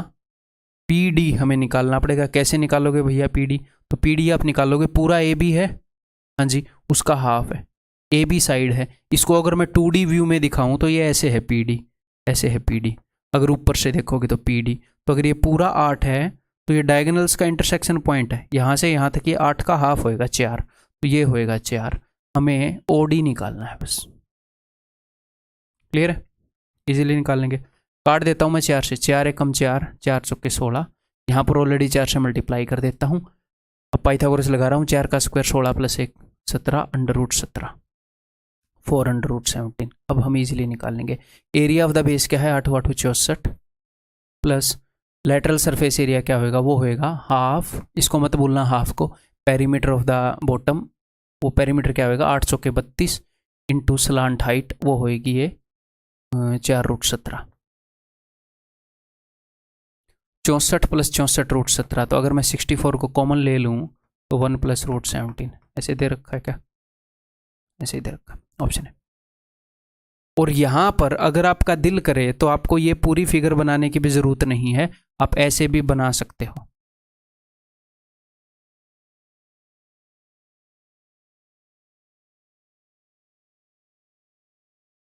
पूरी फिगर बनाने की जरूरत नहीं, अगर आप समझ पाओ कि ये हाइट है तो ऐसे भी बना सकते हो, कम टाइम वेस्ट होएगा अगर समझ पाओ तो। ठीक है, वो सेम चीज़ मैंने 3D में बनाई है, जो ट्रायंगल मुझे चाहिए थी सिर्फ मैंने वो बनाई है ऐसे खड़ी करके। ठीक है भाई, क्लियर है, आगे बढ़ जाऊं, ये बताओ। The area of square base of a right pyramid is 36 centimetre. Square का एरिया 36 सेंटीमीटर स्क्वायर है, यानी कि साइड 6 है। If the area of each triangle forming the slant height is 15 centimetre square. जो ट्रायंगल स्लांट हाइट बना रही है, यानी कि साइड में जो फॉर्मिंग द स्लांट सरफेस, जो साइड में तिरछी ट्रायंगल्स होती हैं 4, उनमें हर एक का एरिया उसने बता दिया 15। अगर हर एक का एरिया 15 है तो चारों का एरिया 60, तो लेटरल सरफेस एरिया ही पता लग गया। Then the volume of the pyramid, तो पिरामिड का वॉल्यूम क्या होएगा, ठीक है देखते हैं।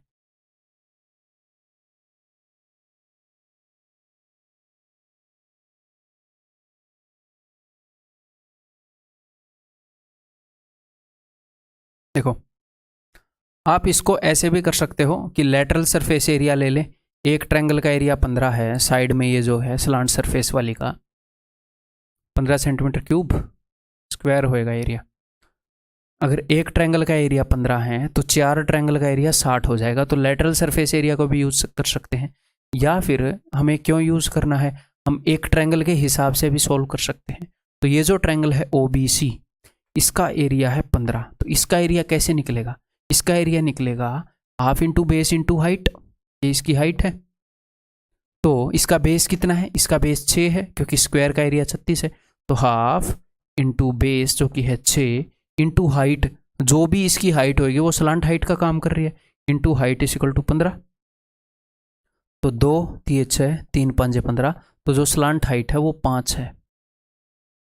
और हमें क्या निकालना है, उसने हमसे पूछा है वॉल्यूम। तो वॉल्यूम के लिए आपको क्या चाहिए, वॉल्यूम के लिए आपको चाहिए area of base into height.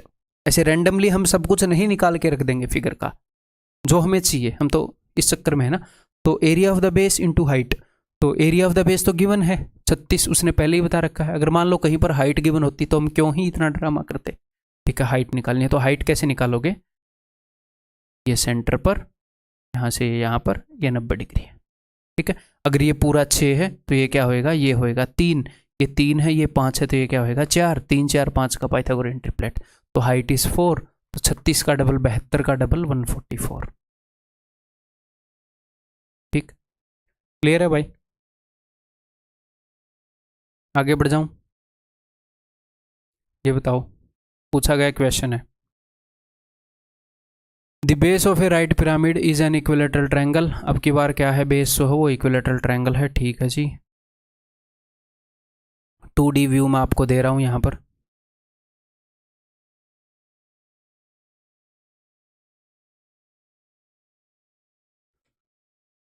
रुको एक बार, ठीक बनानी जरूरी है।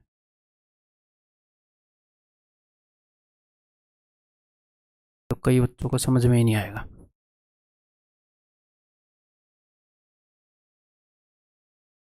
The base of a right pyramid is an equilateral triangle with area. अगर इक्विलेटरल ट्रायंगल का एरिया उसने दे दिया तो आप साइड निकाल सकते हो, हमें अब तक ये बात पता है। ओके, जरूरत पड़ेगी तो निकाल लेंगे। If the area of one of its lateral face, एक लेटरल फेस का एरिया उसने बता दिया 30 है। ठीक है, अगर इसका एरिया उसने 30 बता दिया, बेस मुझे पता ही है, एरिया से निकाल लूंगा तो मुझे स्लांट हाइट पे मिल ही सकती है। Then the height is equal to, तो मैं हाइट भी निकाल ही सकता हूँ। तो चलिए जी हाइट की तरफ पढ़ेंगे। सबसे पहले उसने बताया है मुझे एरिया, तो √3/4 a square is equal to 16 √3। √3 से √3 गया, 4 ऊपर जाएगा, तो a इज इक्वल टू 16 चौके 64 का स्क्वायर रूट 8। तो ये 8 है, इक्विलेटरल ट्रायंगल का बेस है। ओके, अब यहां पर मुझे क्या पता चल रहा है, मुझे पता चल रहा है slant height, lateral surface area, इसका एरिया बताया तो मुझे स्लांट हाइट पता चलेगी। कई बार वो OC आपको पता करके देता है, OC, लेकिन यहां पर फिलहाल वो OD के बारे में इंफॉर्मेशन दे रहा है। ठीक है, तो इस स्लांट सरफेस का एरिया कितना है 30, तो हाफ इस ट्रायंगल OBC का area, half into base into ये जो भी स्लांट हाइट है, दैट इज इक्वल टू 30। तो 2 चौके 8, L is equal to 15/2, L is equal to 15/2। Okay जी, नेक्स्ट हाइट पूछी है, तो ये यहाँ से कहाँ पर उतरेगी, जो इसका सेंट्रोइड है, मैंने पहले भी आपको बताया है। तो G से लेकर D तक, ये जो है G से लेकर D तक, ये क्या है इसका, ये है अंदर वाले सर्कल का रेडियस G से लेकर D तक, या फिर इसकी मीडियन का 1/3। तो इन रेडियस आप निकाल सकते हो। अगर आपको कभी ये निकालना पड़े तो सर्कम रेडियस आप निकाल लोगे। ठीक है, तो साइड डिवाइडेड बाई 2√3, तो 8 divided by 2√3, 4/√3, this is equal to 4/√3। बस मुझे OG निकालना है। ठीक, क्लियर है, OG एंड द कॉकरोचेस निकालना है बस। बताओ, तो OG हो जाएगा इसका स्क्वायर यानी कि 225/4 माइनस इसका स्क्वायर यानी कि 16/3, तो दिस इज इक्वल टू 4 दिए 12, 3 से इसको गुणा करूंगा तो 675, 16 चौके 64, ये हो जाएगा 611/12 अंडर रूट, ऑप्शन सी। ठीक, क्लियर है। ये सारे क्वेश्चन मेरे भाई मेरे बताने से पहले निकाल लेना, और मैं जो भी एक्सप्लेनेशन दूं उसको भी देखते रहना, भले ही आपने निकाल लिया हो, ठीक है। और मेरा सॉल्यूशन मत देखना बिना निकाले। और एक और बात, कई बार हम क्या करते हैं कि क्वेश्चन आपको आता है, आपको पता है, लेकिन आप इतना जल्दी निकालना चाह रहे हो कि आप गलती कर देते हो। तो वो आदत नहीं डालनी। भले ही क्वेश्चन 15 सेकंड लेट हो जाए, फर्स्ट ट्राई में ठीक निकलना चाहिए, ताकि वही आदत एग्जाम में जाकर रिपीट हो। वही चीज़ रिपीट होगी जो आप यहाँ पर करोगे, ठीक है। ये बताओ, ए राइट ट्रायंगुलर पिरामिड, आया हुआ क्वेश्चन है,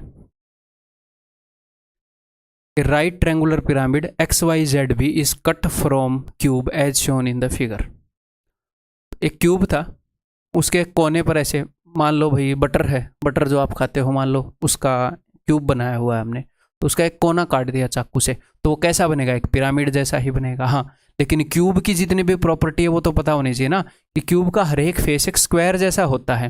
तो यहाँ पर 90 डिग्री का एंगल है, यहाँ पर 90 डिग्री का एंगल है, यहाँ पर 90 डिग्री का एंगल है, इतना तो पता ही होना चाहिए, है ना।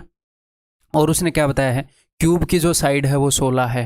ओके, तो ये डिपेंड करता है उसने पूछा क्या है, उसके बेस पर कि हम क्या निकालेंगे। ठीक है, ये पिरामिड बन रही है, ये तो आपको पता चल गया। इसका बेस है एक इक्विलेटरल ट्रायंगल और ऐसे चोंच है, तो जो भी हमें चाहिएगा वो निकाल लेंगे। What is the total surface area of the pyramid? तो टोटल सरफेस एरिया क्या होएगा? तो कोई दिक्कत नहीं है भैया, टोटल सरफेस एरिया यानी कि ये जितने भी फेसिस हैं उनका एरिया, 1 2 3, और जो बॉटम में जो फेस है उसका। तो वैसे तो टोटल सरफेस एरिया निकालोगे area of the base plus half into perimeter of the bottom into height, लेकिन यहाँ पर इनके अलग अलग फेसिस का एरिया हम वैसे ही निकाल सकते हैं, हमें वो फॉर्मूला लगाने की ज़रूरत ही नहीं है। तो हमने अपनी आंखें खुली भी तो रखनी है, हमने वो फॉर्मूला लगाने की ज़रूरत ही नहीं है। इस फेस का एरिया मैं इजीली निकाल सकता हूँ। कैसे सर? अगर इस क्यूब की साइड 16 है तो उसने ये बोला है ना कि मिड पॉइंट के थ्रू गुजर रहा है, यहाँ पर उसने बोला है XYZ आर मिड पॉइंट्स। तो अगर ये पूरी 16 है तो यहाँ से लेकर यहाँ तक ये 8 हो गया, यहाँ से लेकर यहाँ तक ये 8 हो गया, यहाँ से लेकर यहाँ तक ये 8 हो गया। तो एक राइट एंगल ट्रायंगल है जिसकी साइड है 8 और 8, 8 और 8, ये भी राइट एंगल ट्रायंगल है। तो इस एक ट्रायंगल का एरिया क्या होगा? एक ट्रायंगल का एरिया होगा हाफ इंटू 8 इंटू 8। ऐसी ऐसी 3 ट्रायंगल हैं, 1 2 3, तो मैं क्यों लगाऊं वो formula, plus area of the base. Area of the base, base इसका जो है वो एक इक्विलेटरल ट्रायंगल बनी है ये वाली, इसकी साइड निकालो, इसका एरिया भी आ जाएगा। तो यहाँ से लेकर यहाँ तक क्या आएगा? ये 16, ये 16, तो ये तो डायगोनल बन गया 16√2। ओके, अब आप देखो ट्रायंगल बी पी क्यू में, बी पी क्यू के अंदर मिड पॉइंट्स को मिलाया गया है, तो इस साइड से हाफ बनेगी ना, इस साइड की लंबाई मिड पॉइंट थ्योरम से। मिड पॉइंट्स को मिलाओगे तो इसके पैरेलल और हाफ होगी, तो ये हो गया 8√2। तो बॉटम में जो इक्विलेटरल ट्रायंगल है उसकी साइड है 8√2, तो एरिया क्या हो जाएगा? √3/4 a स्क्वायर, इसका स्क्वायर 8 8 64 इंटू 2, खत्म बात। तो भाई 2 चौके 8, 4 से अगर मैं काटूँ तो ये जाएगा 16 पर। ठीक है, 16 दूनी 32 √3, 8 चौके 32 दिए 96, तो मैं 32 कॉमन ले लेता हूँ, 32 दिए 96 और 32 √3, 3 + √3, ऑप्शन डी। ठीक है, क्लियर है? नेक्स्ट,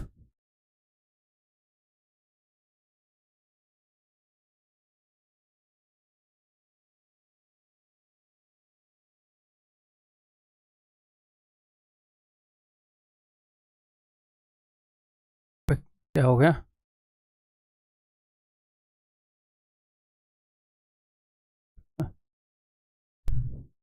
बताओ भाई। Regular hexagon base, regular hexagon base right pyramid, एक ऐसा राइट पिरामिड है जिसका बेस जो है हेक्सागन का है। पिरामिड है, आपने हमेशा ध्यान रखना पिरामिड और प्रिज्म जब भी आए कंसियस रहना कि चोंच वाला है या नहीं है, ताकि 1/3 1/2 ये चीज़ें यूज़ करें वॉल्यूम और पेरीमीटर में। ठीक है, हैज़ हाइट 8 सेंटीमीटर। ठीक है, अगर हेक्सागन था उसकी हाइट 8 सेंटीमीटर। ओके, हेक्सागन की साइड 4 है, तो हेक्सागन की साइड 4 है तो एरिया वगैरह सब कुछ हम निकाल लेंगे, पेरीमीटर वगैरह। ठीक है, हाइट उसने दे रखी है। What is the total surface area? अब टोटल सरफेस एरिया, अगर उसने वॉल्यूम निकाला होता तो मुझे फिगर बनाने की जरूरत पड़ती? वॉल्यूम पूछा होता तो नहीं, हेक्सागन का एरिया मैं निकाल सकता हूँ, बिकॉज हेक्सागन की साइड गिवन है, 6 इक्विलेटरल ट्रायंगल के बराबर होता है, ठीक है। Area of the base into height, और गुणा में 1/3 भी करूंगा क्योंकि पिरामिड है तो आ जाता है, कोई फिक्र ही नहीं बनाते। लेकिन यहाँ पर उसने पूछा टोटल सरफेस एरिया, अब सरफेस एरिया पूछ रहा है तो स्लांट हाइट की जरूरत पड़ेगी, अब तो फिगर बनानी पड़ेगी। ओके जी, what is the total surface area of the pyramid, तो पिरामिड का टोटल सरफेस एरिया क्या है निकालते हैं। देखो तो अब यहाँ पर कैसे बनेगी फिगर, इसीलिए एक क्वेश्चन लिया है। तो नीचे अपने एक हेक्सागन है, अगर हेक्सागन को टॉप से देखोगे तो आपको ऐसे दिखेगा, और हेक्सागन का सेंटर होता है जहाँ पर सारे डायगोनल्स जो हैं वो इंटरसेक्ट करते हैं यहाँ पर। तो ऊपर से जो ये लाइन आएगी ये उसी सेंटर पर आएगी, इस सेंटर के ऊपर, ठीक है। और अगर मुझे स्लांट हाइट निकालनी है, अब मेरी बात को ध्यान से सुनिएगा, लेट दिस बी ओ ए, तो स्लांट हाइट जो है वो ओ ए नहीं है, ओ ए एज है, एज मैं पहले ही बता चुका हूँ, कोर है। तो स्लांट हाइट होती है जो साइड में ये ट्रायंगुलर फेस है, इस ट्रायंगल की जो हाइट है ये, तो मुझे यहाँ से यहाँ इस ट्रायंगल की ज़रूरत पड़ेगी, इस ट्रायंगल की सारी चीज़ें मुझे चाहिए ताकि मैं ये निकाल पाऊँ, ठीक। तो बताओ कैसे निकालोगे। मान लो ये D है, ये P है, तो सबसे पहले तो P से लेकर D तक ये लंबाई कितनी होगी। तो मैं यहाँ से कहाँ पर गया हूँ, मैं यहाँ से इस पर नहीं गया, इस कोने पर, इस वर्टेक्स पर नहीं गया, मैं गया हूँ इस साइड के बीच में, तो मैं यहाँ से गया हूँ यहाँ पर। तो ये लंबाई कितनी होती है, ये एक इक्विलेटरल ट्रायंगल की हाइट है, और इस इक्विलेटरल ट्रायंगल की साइड कितनी है, वो है 4, जो भी हेक्सागन की साइड है। तो इसकी लंबाई क्या होगी, √3/2 इंटू ए 2√3, ये PD है 2√3, ठीक है। तो हमने चीज़ें समझनी है, रटनी नहीं है। ओके जी, और हाइट उसने दे रखी है, हाइट है 8, तो मुझे निकालना है ये, तो निकालो फिर। ये क्या होएगा, इसका स्क्वायर, 8 का स्क्वायर 64, प्लस इसका स्क्वायर 2 दूनी 4 3 12, √76, तो 19 चौके 76 होता है, तो 2√19, ये आ गई इसकी स्लांट हाइट। √19 तो सभी में है इसको छोड़कर, ठीक है। तो टोटल सरफेस एरिया, तो बेस का एरिया कितना होगा, बेस में तो हेक्सागन है तो 6 इक्विलेटरल ट्रायंगल, 6 इंटू √3/4 इंटू ए स्क्वायर, 4 का स्क्वायर 16, प्लस हाफ लेना मत भूलना, half into perimeter of the base, तो बेस का पेरीमीटर अगर एक साइड 4 है तो 6 साइड है, 4 चिक्के 24, perimeter of the base into slant height that is 2√19, that's it. 4 चौके 16, 2 से गया 2, तो 6 चौके 24 √3 और 24 √19, तो 24 अगर मैंने कॉमन ले लिया तो √3 प्लस √19, ऐसा है क्या। और एक और बात हो सकता है, कभी कभी क्या है भैया, मैं भी आदमी हूँ, ब्रेकिंग न्यूज़ है, मैं भी इंसान हूँ, कभी कभी क्या होता है, जब मैं आपको समझा रहा हूँ तो मैं बोल भी रहा हूँ, तो मेरा जो फोकस है वो 100% क्वेश्चन को सोल्व करने पर नहीं होता, मेरा फोकस मैक्सिमम होता है कि मैं आपको समझा पाऊँ, मैं अपना नज़रिया आपको दे पाऊँ। क्वेश्चन का सॉल्यूशन तो बहुत ही सेकेंडरी चीज़ होती है, जब मैं आपके सामने होता हूँ तो सॉल्यूशन पे दिमाग नहीं होता, ठीक है। मेन दिमाग कहाँ पर होता है कि मैं उन चीज़ों को आपके दिमाग में इस तरीके से रखूँ कि मतलब क्लैरिटी रहे, मैक्सिमम रिजल्ट रहे। एक आधी बार गलतियाँ हो जाती हैं, प्लस माइनस में, गुणा में, एक आधा 2 भूल गया, कुछ हो गया है, क्योंकि मेरा वहाँ पर ध्यान ही नहीं होता, मैं उस फोकस से थोड़ी सोल्व कर रहा हूँ जैसे मैं पेपर में सोल्व करूँगा।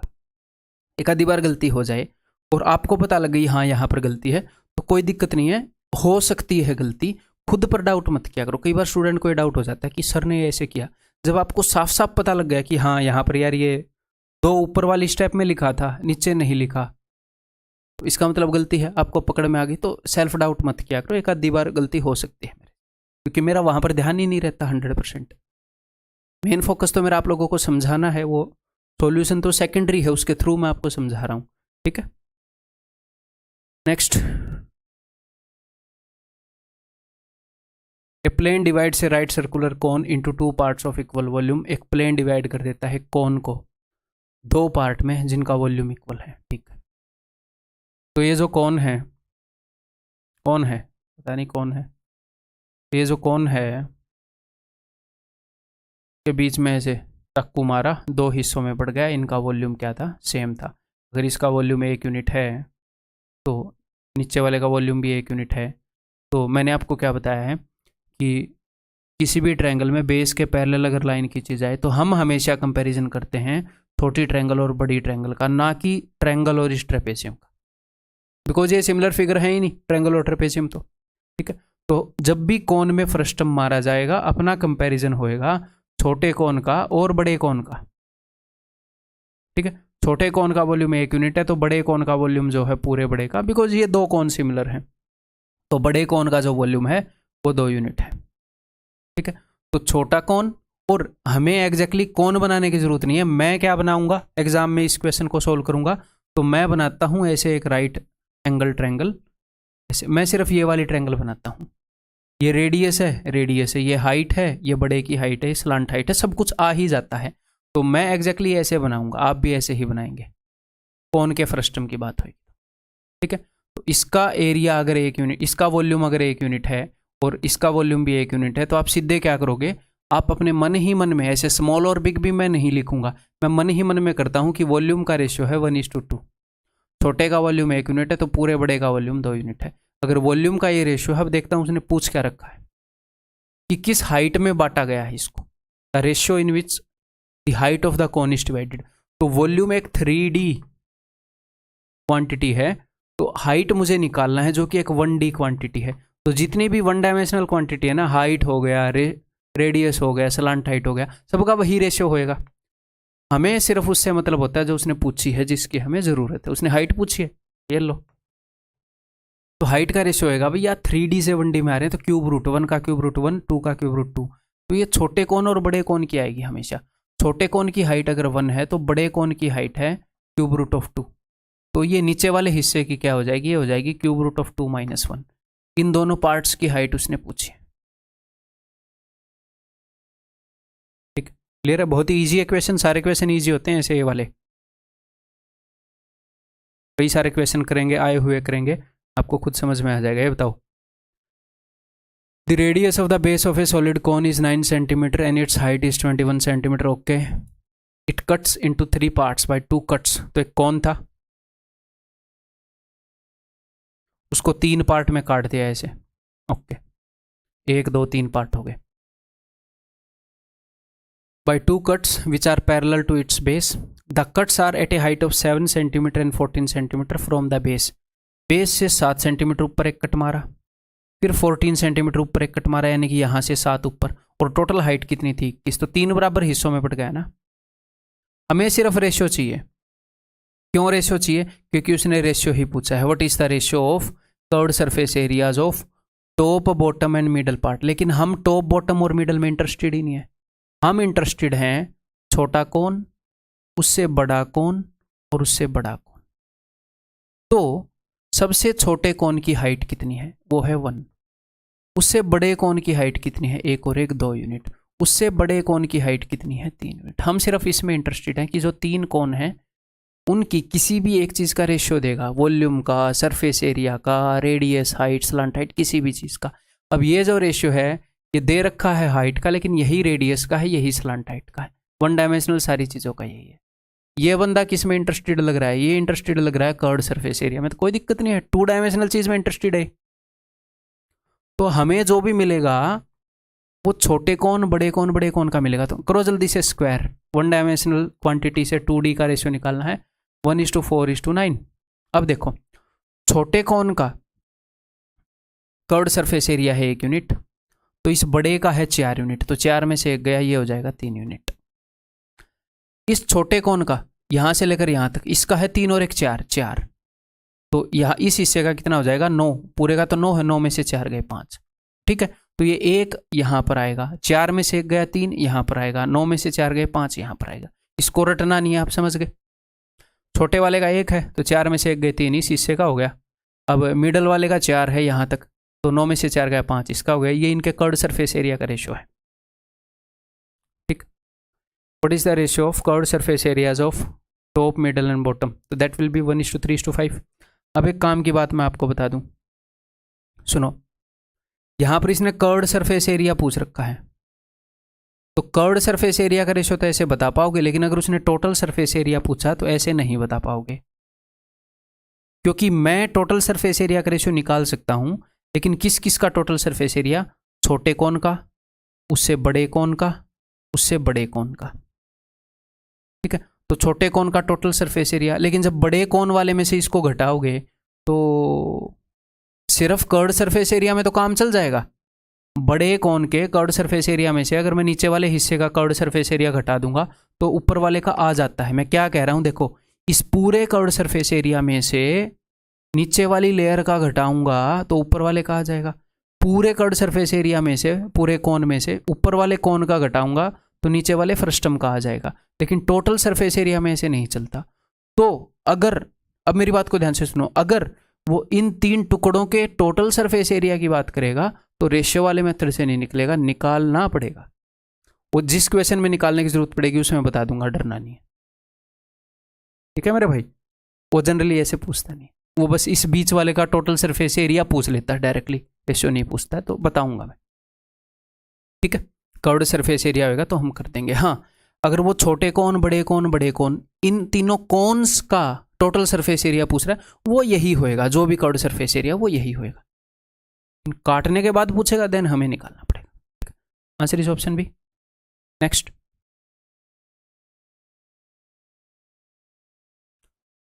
Irregular triangular pyramid, okay, is cut by 2 planes. तो यहां पर उसने क्या किया, एक ट्रायंगुलर पिरामिड है,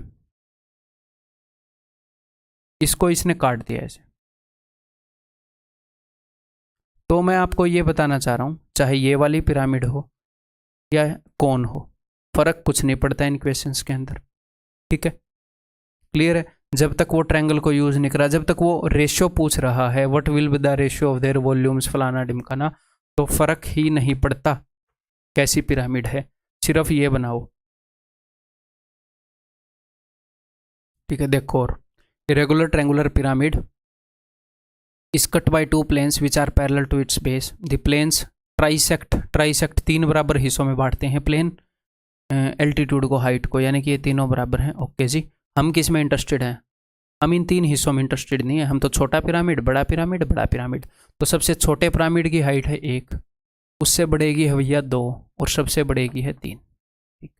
ये है हाइट का रेशियो, 1 डायमेंशनल चीज़ों का रेशियो, सभी का सेम होएगा। ये बंदा इंटरेस्टेड है volume of top, middle and bottom part is V1, ये क्या है, volume of top, middle and bottom part is V1 ratio V2 and V3। V1 ratio नहीं है, कॉमा है भाई, गलती करिए यहाँ पर, कॉलन, ये रेशियो का साइन नहीं है। ये बोल रहा है volume of top, middle and bottom part is V1, V2 and V3 respectively. What is the value of V1, V2, V3? तो बोल रहा है इसका वॉल्यूम V1, इसका V2, इसका 3, तो इसका रेशियो बताओ। तो बहुत ही सिंपल है, और यहाँ पर कोई चीज़ें रटनी नहीं है। कई बच्चे रट के बैठ जाते हैं यहाँ पर भी, उनको रटने की बीमारी होती है बेचारों को। OPD में दिखाओ अपने आप को, अगर ये बीमारी है आपको तो डॉक्टर को बताओ कि भैया रटने का दिल करता है, कुछ भी चीज़ देख ले रटने का दिल करता है, लॉजिकली चलने का दिल नहीं करता है, गोली वोली देगा कुछ।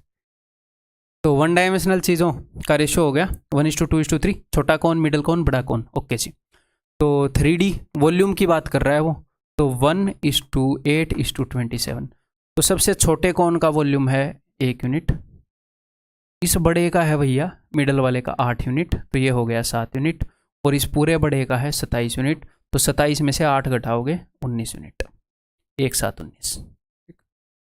यहाँ पर कुछ भी ऐसे रटना नहीं है। कई बच्चे ऐसे रटते हैं कि 1 आ गया, 7 और 1 8, 2 का क्यूब बनेगा, इन सब को जोड़ेंगे। तो इतना क्यों दिमाग लगा रहे हो, थोड़ा सा काम कर ही सकते हो। वो कुछ और पूछ लेगा, थोड़ा सा बदल देगा, बिना वजह मार खाएंगे हम, अच्छे लगोगे, फिर चीज़ आते हुए भी छोड़ के आओ। The right pyramid has a square base with side this height this. The pyramid is cut into 4 parts of equal heights, okay, by 3 cuts. What is the ratio of volume of the 4 parts? ठीक, अब की बार जो pyramid है वो इस type की है, और इसको कितने पार्ट्स में बांट दिया है उसने इसको 4 पार्ट्स में बांट दिया है ऐसे। ठीक है, 1 2 3 4, लेकिन मैंने क्या बताया यहाँ पर उसने सिर्फ बात की है कि 4 पार्ट्स का वॉल्यूम कितना है। अगर वो ये बात करे कि इस बीच वाले हिस्से का टोटल सरफेस एरिया कितना है, तो फिर तो हमें ये फिगर बनानी भी पड़े। क्योंकि हम इस टॉप का एरिया निकालेंगे, हम इस बॉटम का एरिया निकालेंगे और इसका कर्व्ड सरफेस एरिया निकालेंगे, ठीक है। अदरवाइज सिर्फ वॉल्यूम के कंपैरिजन की बात हो रही है तो फिगर तक बनाने की जरूरत नहीं है, आप सिर्फ इतना कर सकते हो, वॉल्यूम, कर्व्ड सरफेस एरिया, इनकी बात हो रही हो। 1 2 3 4 4 बराबर हिस्सों में उसने बांटा है, बराबर में बांटा है क्या, 4 पार्ट्स ऑफ इक्वल हाइट्स, ये चारों बराबर हैं, बेशक से स्क्वायर बेस हो। तो सबसे छोटी पिरामिड का हाइट कितना है, हाइट्स का रेशियो है 1, उससे बड़ी पिरामिड का 2, उससे बड़ी की 3, उससे बड़ी की 4। ये 1 डायमेंशनल चीज़ है। इनके वॉल्यूम्स का रेशियो क्या होएगा, 1:, ये क्यूब करेंगे 8:27:64, ठीक है भैया। अलग अलग पार्ट्स के वॉल्यूम का ही पूछा है ना, ओके। तो सबसे छोटे वाले पार्ट का वॉल्यूम है 1 यूनिट, उससे बड़े वाले का कितना है, इस बड़े वाले का 8, तो 8 में से 1 गया 7, 27 में से 8 गया 19, अच्छा मैंने 67 लिख दिया, 64, 64 में से 27 गया, 14 में 7 गए 7, 5 में 2 गए 3, 37। ये देखो 1 7 19, 47 भी है, 14 में 7 गए 7, 5 में 2 गए 3, ठीक है। क्योंकि 47 था, डर तो लगता ही है भैया, है ना, हो कुछ गड़बड़ हो गई हो। A pyramid has square base. The side of square is 12 centimeter. Okay, and height of pyramid is 21 centimeter. The pyramid is cut into 3 parts by 2 cuts parallel to its base. The cut are at a height of 7 and 14. Okay, what is the difference between? Difference in the between ही लिख दिया, इन लिखने की क्या जरूरत है। Difference between the volume of top most and bottom most part, सबसे जो top का पार्ट है और सबसे जो बॉटम का पार्ट है उनके वॉल्यूम के बीच में क्या फ़र्क है। सोचो, मैं चाहता हूं कि आप सोचें।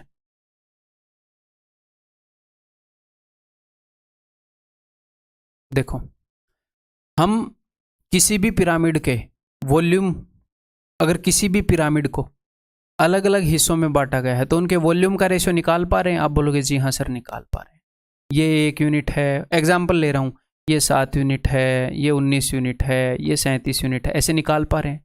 अगर वो आपसे पूछ रहा है कि इन दोनों का फ़र्क कितना है वॉल्यूम का, इसका और इसका, तो 36 यूनिट का फ़र्क है। तो आप पूरे पिरामिड का वॉल्यूम निकाल लो।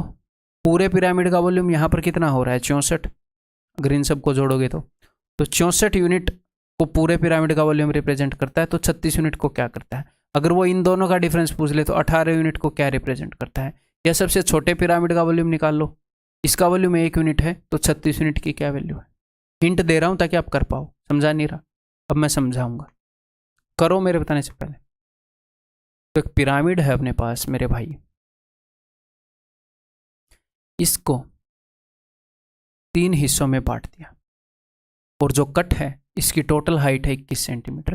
पहला कट बेस से 7 सेंटीमीटर पर, दूसरा 14 पर, ठीक, तो 7 7 7 3 बराबर हिस्सों में बटी हुई है पिरामिड, ठीक है। तो छोटे वाले पिरामिड की हाइट है 1, उससे बड़े वाले की 2, अगर मैं सिर्फ रेशियो की बात करूं, और उससे बड़े वाले की 3। अब अगर मैं वॉल्यूम की बात करूं तो 1:8:27। सबसे छोटी पिरामिड का वॉल्यूम है 1, इस हिस्से का कितना हो जाएगा, 8 में से 1 गए 7, और इस हिस्से का कितना हो जाएगा, 27 में से 8 गए 19। वो बोल रहा है सबसे टॉप वाले और सबसे बॉटम वाले हिस्से के वॉल्यूम में क्या फ़र्क होएगा, तो कितने यूनिट का फ़र्क है। इसका एरिया, इसका वॉल्यूम 1 यूनिट नहीं है, हमने मान लिया कि अगर इसका 1 यूनिट है तो इसका 7 होएगा, कंपैरिजन हो रहा है, रेशियो हमें पता है, तो 18 यूनिट। अब आप क्या करोगे मेरे भाई, आपको 18 यूनिट की वैल्यू निकालनी है, तो आप 1 यूनिट की वैल्यू निकाल लो, उसको 18 गुना कर दो। या फिर टोटल वॉल्यूम कितना है सबसे बड़े वाले का, 27, ये टोटल सबका 27, तो 27 यूनिट की वैल्यू निकाल लो, 18 की आ जाएगी। 27 की निकाल लेंगे, 27 से भाग करेंगे, क्या आ जाएगी, 18 से गुणा करेंगे, 18 की आ जाएगी, सिंपल बात है, ठीक है। तो टोटल वाले का इजीली निकाल लूंगा ना, उसकी हाइट हुइट सब कुछ गिवन है, मुझे छोटे वाले का निकालना भी नहीं पड़ेगा। तो टोटल वाले पिरामिड का क्या होएगा वॉल्यूम, पिरामिड है तो 1/3 into area of the base, base क्या है, स्क्वायर है सर, साइड क्या है 12, तो area of the base into height क्या है पिरामिड की 21, तो ये कितने यूनिट की वैल्यू है, ये 27 यूनिट की वैल्यू है, तो मैंने इसको 27 से डिवाइड किया, ये कितने यूनिट की वैल्यू आ गई, 1 यूनिट की मुझे निकालनी है, 18 की, तो 18 से गुणा किया, खत्म बात, ये करना है हमने। समझ में आ गई बात? ओके जी। तो 9 दूनी 18, 9 तिये 27, 3 7 21, 3 चौके 12, 7 दूनी 14, 4 चौके 16, 6 दूनी 12, यूनिट डिजिट 2 आएगा 672। हमें एग्जैक्टली ना इस हिस्से का वॉल्यूम निकालना ना इस हिस्से का वॉल्यूम निकालना, डिफरेंस निकालना है, तो ऐसे भी निकाल सकते हैं। ठीक है, क्लियर है? आगे बढ़ जाऊं।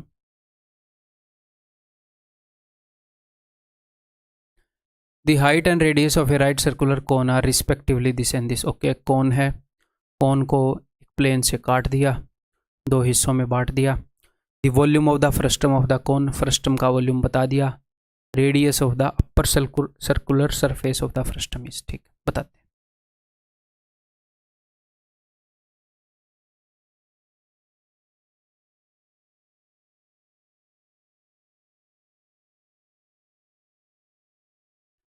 इसने ये बताया है, एक कोन है, the cone is cut by a plane parallel to its base so as to divide it into 2 parts, 2 parts में इसको डिवाइड कर दिया।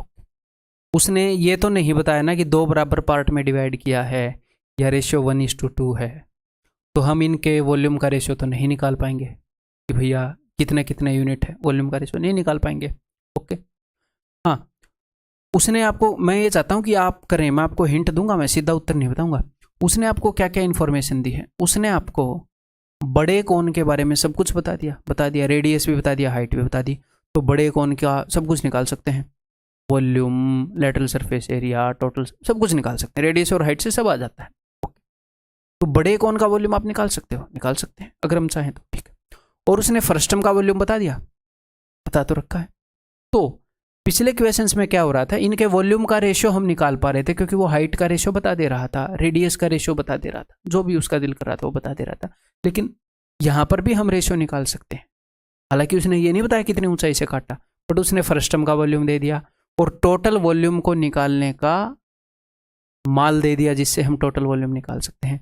तो मैं निकाल रहा हूं फ्रस्टम का वॉल्यूम बटे में बिग कोन का वॉल्यूम, मुझे इनके वॉल्यूम का रेशियो मिल जाएगा। तो मुझे क्या मिल जाएगा? मुझे मिल जाएगा इन दोनों के वॉल्यूम का रेशियो। इन दोनों के वॉल्यूम का रेशियो मिला तो मैं कंपेयर करूंगा छोटे कोन के वॉल्यूम को बड़े कोन के वॉल्यूम से, कि सिमिलर तो 2 कोन ही हैं, छोटा कोन और बड़ा कोन। अगर उनके वॉल्यूम को मैं कंपेयर करूंगा, उनके वॉल्यूम का रेशियो मिल गया तो रेडियस का रेशियो भी मिल जाएगा क्यूब रूट करने पर। अब मेरे बताने से पहले कर लो, उसके बाद मेरी एक्सप्लेनेशन देखो। तो भैया फ्रस्टम का वॉल्यूम अपने पास है 1254, बड़े कोन का वॉल्यूम होएगा 1/3 पाई आर स्क्वायर। रेडियस क्या है बड़े वाले कोन का? 9 इंटू हाइट। चलो जी, 22 पंजे 110, तो बच जाएगा क्या 115, तो 22 7, ठीक है। 3 ये 9, 3 से ये जाएगा 19 पर, और कुछ कट रहा है, 7 ये 21, तो आ गया 19:27। अगर सबसे बड़े वाले कोन का जो वॉल्यूम है, अगर इसका जो वॉल्यूम है वो 27 यूनिट है, तो इस नीचे वाले फ्रस्टम का जो वॉल्यूम है वो 19 यूनिट है। तो 27 में से 19 गए, इसका वॉल्यूम 8 यूनिट है। तो छोटे कोन बटे में बड़े कोन, क्योंकि हम तो कोन्स को ही कंपेयर कर सकते हैं, गरीब आदमी हम, ठीक है। छोटे कोन का वॉल्यूम है 8, ऐसे नहीं करेंगे, इतने गरीब भी नहीं है। छोटे और बड़े कोन का वॉल्यूम कंपेयर कर रहा हूँ। छोटे कोन का वॉल्यूम है जी 8 और बड़े कोन का वॉल्यूम है 27। तो वॉल्यूम का ये रेशियो है, तो इनकी 1 डायमेंशनल चीज़ों का क्या रेशियो हो जाएगा? 2:3। 1 डायमेंशन में कुछ भी हो, हाइट हो, स्लांट हाइट हो, रेडियस हो, सब कुछ। छोटे वाले का 2 है तो बड़े वाले का 3 है। उसने क्या पूछा है वो अब मैं देखूंगा। The radius of the upper circular frustum, मतलब कि फ्रस्टम के अपर सर्कुलर पोर्शन का, यानी कि छोटे कोन की रेडियस पूछ रहा है, छोटे कोन की रेडियस। तो भैया बड़े कोन की रेडियस क्या है? छोटे कोन और बड़े कोन की रेडियस का रेशियो तो हमें पता ही है 2:3, यही इनकी हाइट का रेशियो है, यही इनकी स्लांट हाइट का। तो बड़े कोन की रेडियस क्या है? बड़े कोन की रेडियस है सर 9, 3 गुना, तो छोटे कोन की रेडियस भी 3 गुना हो जाएगी इससे, खत्म बात। तो ये क्वेश्चन मैंने क्यों दिया, कई बार आप इनके वॉल्यूम के रेशियो को, इनके कर्व्ड सरफेस एरिया के रेशियो को निकाल पाओगे, वो नीचे वाले का कर्व्ड सरफेस एरिया दे देगा और टोटल का कर्व्ड सरफेस एरिया निकालने का माल दे देगा। तो छोटे कोन और बड़े कोन का रेशियो निकालने का मटेरियल ना दे, बट फ्रस्टम और बड़े कोन का भी दे दे, तो भी तो फिर बड़े का आ गया, फ्रस्टम का आ गया, घटा के छोटे का आ जाएगा और कर लेंगे हम अपने काम को। ठीक। नेक्स्ट पूछा गया question, the lateral surface area of frustum of a right circular cone whose area of base is this, diameter of circular upper surface is this, slant height is this will be. देखो हमें frustum के फॉर्मूले याद करने की ज़रूरत नहीं है, बिना उनके काम चल सकता है, बट फिर भी एक आधी बार ऐसे क्वेश्चन आए हैं, अगर हमें वो फॉर्मूले याद होंगे तो जल्दी काम चलेगा। तो इसीलिए सर्कुलर फ्रस्टम के फॉर्मूले आपको याद होने ही चाहिए। मैंने आपको पहले करवाए भी हैं, एक बार मैं रिवाइज करवा देता हूँ। ठीक है, अगर अपर रेडियस आर है और बड़े वाला रेडियस कैपिटल आर है और हाइट अगर एच है और ये जो स्लांट हाइट है ये एल हो, तो सबसे पहले एक बार रिवाइज करवा रहा हूँ मैं आपको, ये आर है तो ये आर, ये क्या हो जाएगा आर माइनस आर। तो सबसे पहला फॉर्मूला वॉल्यूम का, that will be 1/3 pi R square plus R R into height, 1/3 into area of base into height. वो रटने का तरीका मैं सब बता चुका हूँ, रिपीट नहीं करूँगा भाई, टाइम वेस्ट होएगा, दोबारा देख सकते हो जहाँ पर बताया। उसके बाद इसका कर्व्ड सरफेस एरिया होएगा हाफ इंटू, मैं डायरेक्टली आपको फॉर्मूला ही बता देता हूँ, वहाँ पर सब कुछ बता तो चुका हूँ, pi r l, pi r plus r into l. ठीक है, टोटल सरफेस एरिया क्या होगा, curved surface area plus area of bottom plus area of top, और एक ये राइट एंगल ट्रायंगल बनती है इसमें, l square is equal to R minus r का स्क्वायर प्लस एच स्क्वायर। ये चीज़ें रटने की ज़रूरत नहीं होती है, बस हमें पता होना चाहिए कि हैं कॉन्शियसली अपने दिमाग में कि ये चीज़ें भी होती हैं। अब उसने क्या पूछा है भाई साहब ने, उसने बताया है lateral surface area of frustum of a right circular cone whose area of the base है पाई 16 स्क्वायर, ये तो यानी कि कैपिटल आर क्या हो गया 4 and diameter of circular upper surface, यहाँ पर डायमीटर 4 है तो ये क्या हो गया 2, 4 का 2, ये पाई 4 स्क्वायर है तो आर की वैल्यू 4 होगी। और उसने क्या बताया, स्लांट हाइट बताई है उसने 6। क्या पूछ रहा है लेटरल सरफेस एरिया बताओ, तो ठीक है पाई आर प्लस आर 4 और 2 6 इंटू एल 36 पाई आया हुआ क्वेश्चन है। ठीक, तो हमें फॉर्मूले डायरेक्ट पता भी होने चाहिए, मैं बिना फॉर्मूले के भी आपको निकाल के बता सकता हूँ इसको ऊपर ज्वाइन करके, बट क्यों, इतना तो हम कर सकते हैं, बार बार पूछ रहा है तो। नेक्स्ट, ये भी नहीं है कि मैं फॉर्मूले के अगेंस्ट हूँ, नहीं, जो इरिलेवेंट चीज़ें हैं मैं उनके अगेंस्ट हूँ। रिलेवेंट चाहे फॉर्मूला हो, कंसेप्ट हो, कुछ भी हम करेंगे भाई, हमें जॉब चाहिए, हम 1% भी कमी क्यों छोड़ें अपनी तैयारी में, अगर कोई रिलेवेंट चीज़ है तो। हाँ, इरिलेवेंट चीज़ है उसको क्यों करें, एक तो इरिलेवेंट करने में जोर गया, उतनी देर में रिलेवेंट को कर लेते, और एक बर्डन बढ़ गया, है ना। A cone of radius 90 centimetre and height 120 centimetre पूछा गया क्वेश्चन है, stands on its base, it is cut into 3 parts by 2 cuts parallel to its base such that the height of the 3 parts from top are in ratio। एक कौन था अपने पास, ठीक है, figure ही बना देता हूँ, अदरवाइज जरूरत तो नहीं है।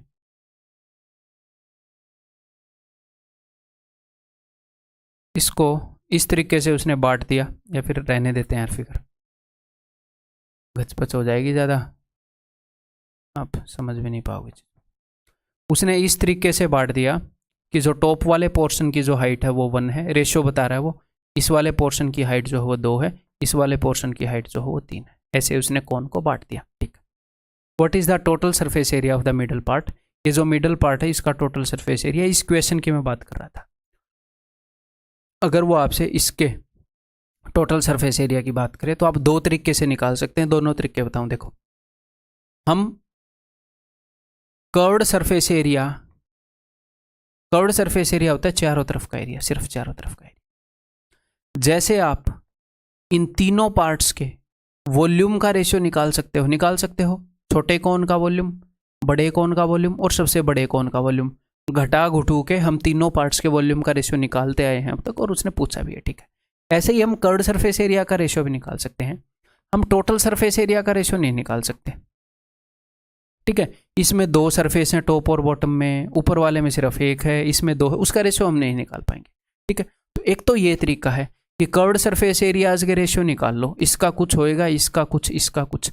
तो फिर अगर इसका कर्व्ड सरफेस एरिया आपको पता है या फिर पूरे का कर्व्ड सरफेस एरिया पता है कितने यूनिट, जैसे मैंने इक्वेशन करवाया था, याद करवाऊँ आपको, ये वाला, उसने इन दोनों का डिफरेंस पूछा था तो कोई दिक्कत नहीं थी।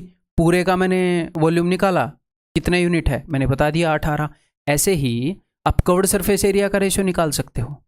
तो पूरे कोन का कर्व्ड सरफेस एरिया का देख लेना ये कितने यूनिट है, तो कर्व्ड सरफेस एरिया आ जाएगा, उसमें टॉप और बॉटम का ऐड कर देना। एक तो ये तरीका है।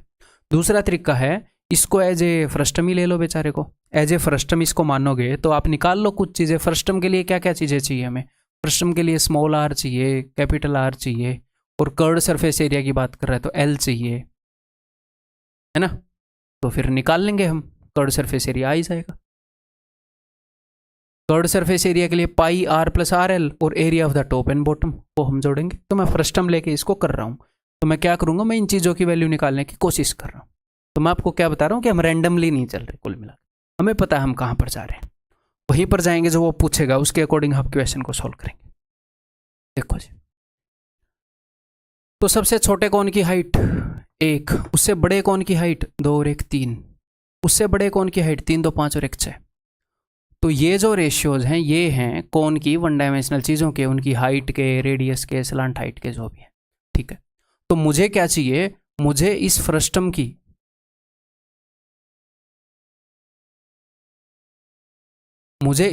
की हाइट चाहिए, स्लांट हाइट, सब कुछ, ये सारी चीज़ें मुझे चाहिए हैं।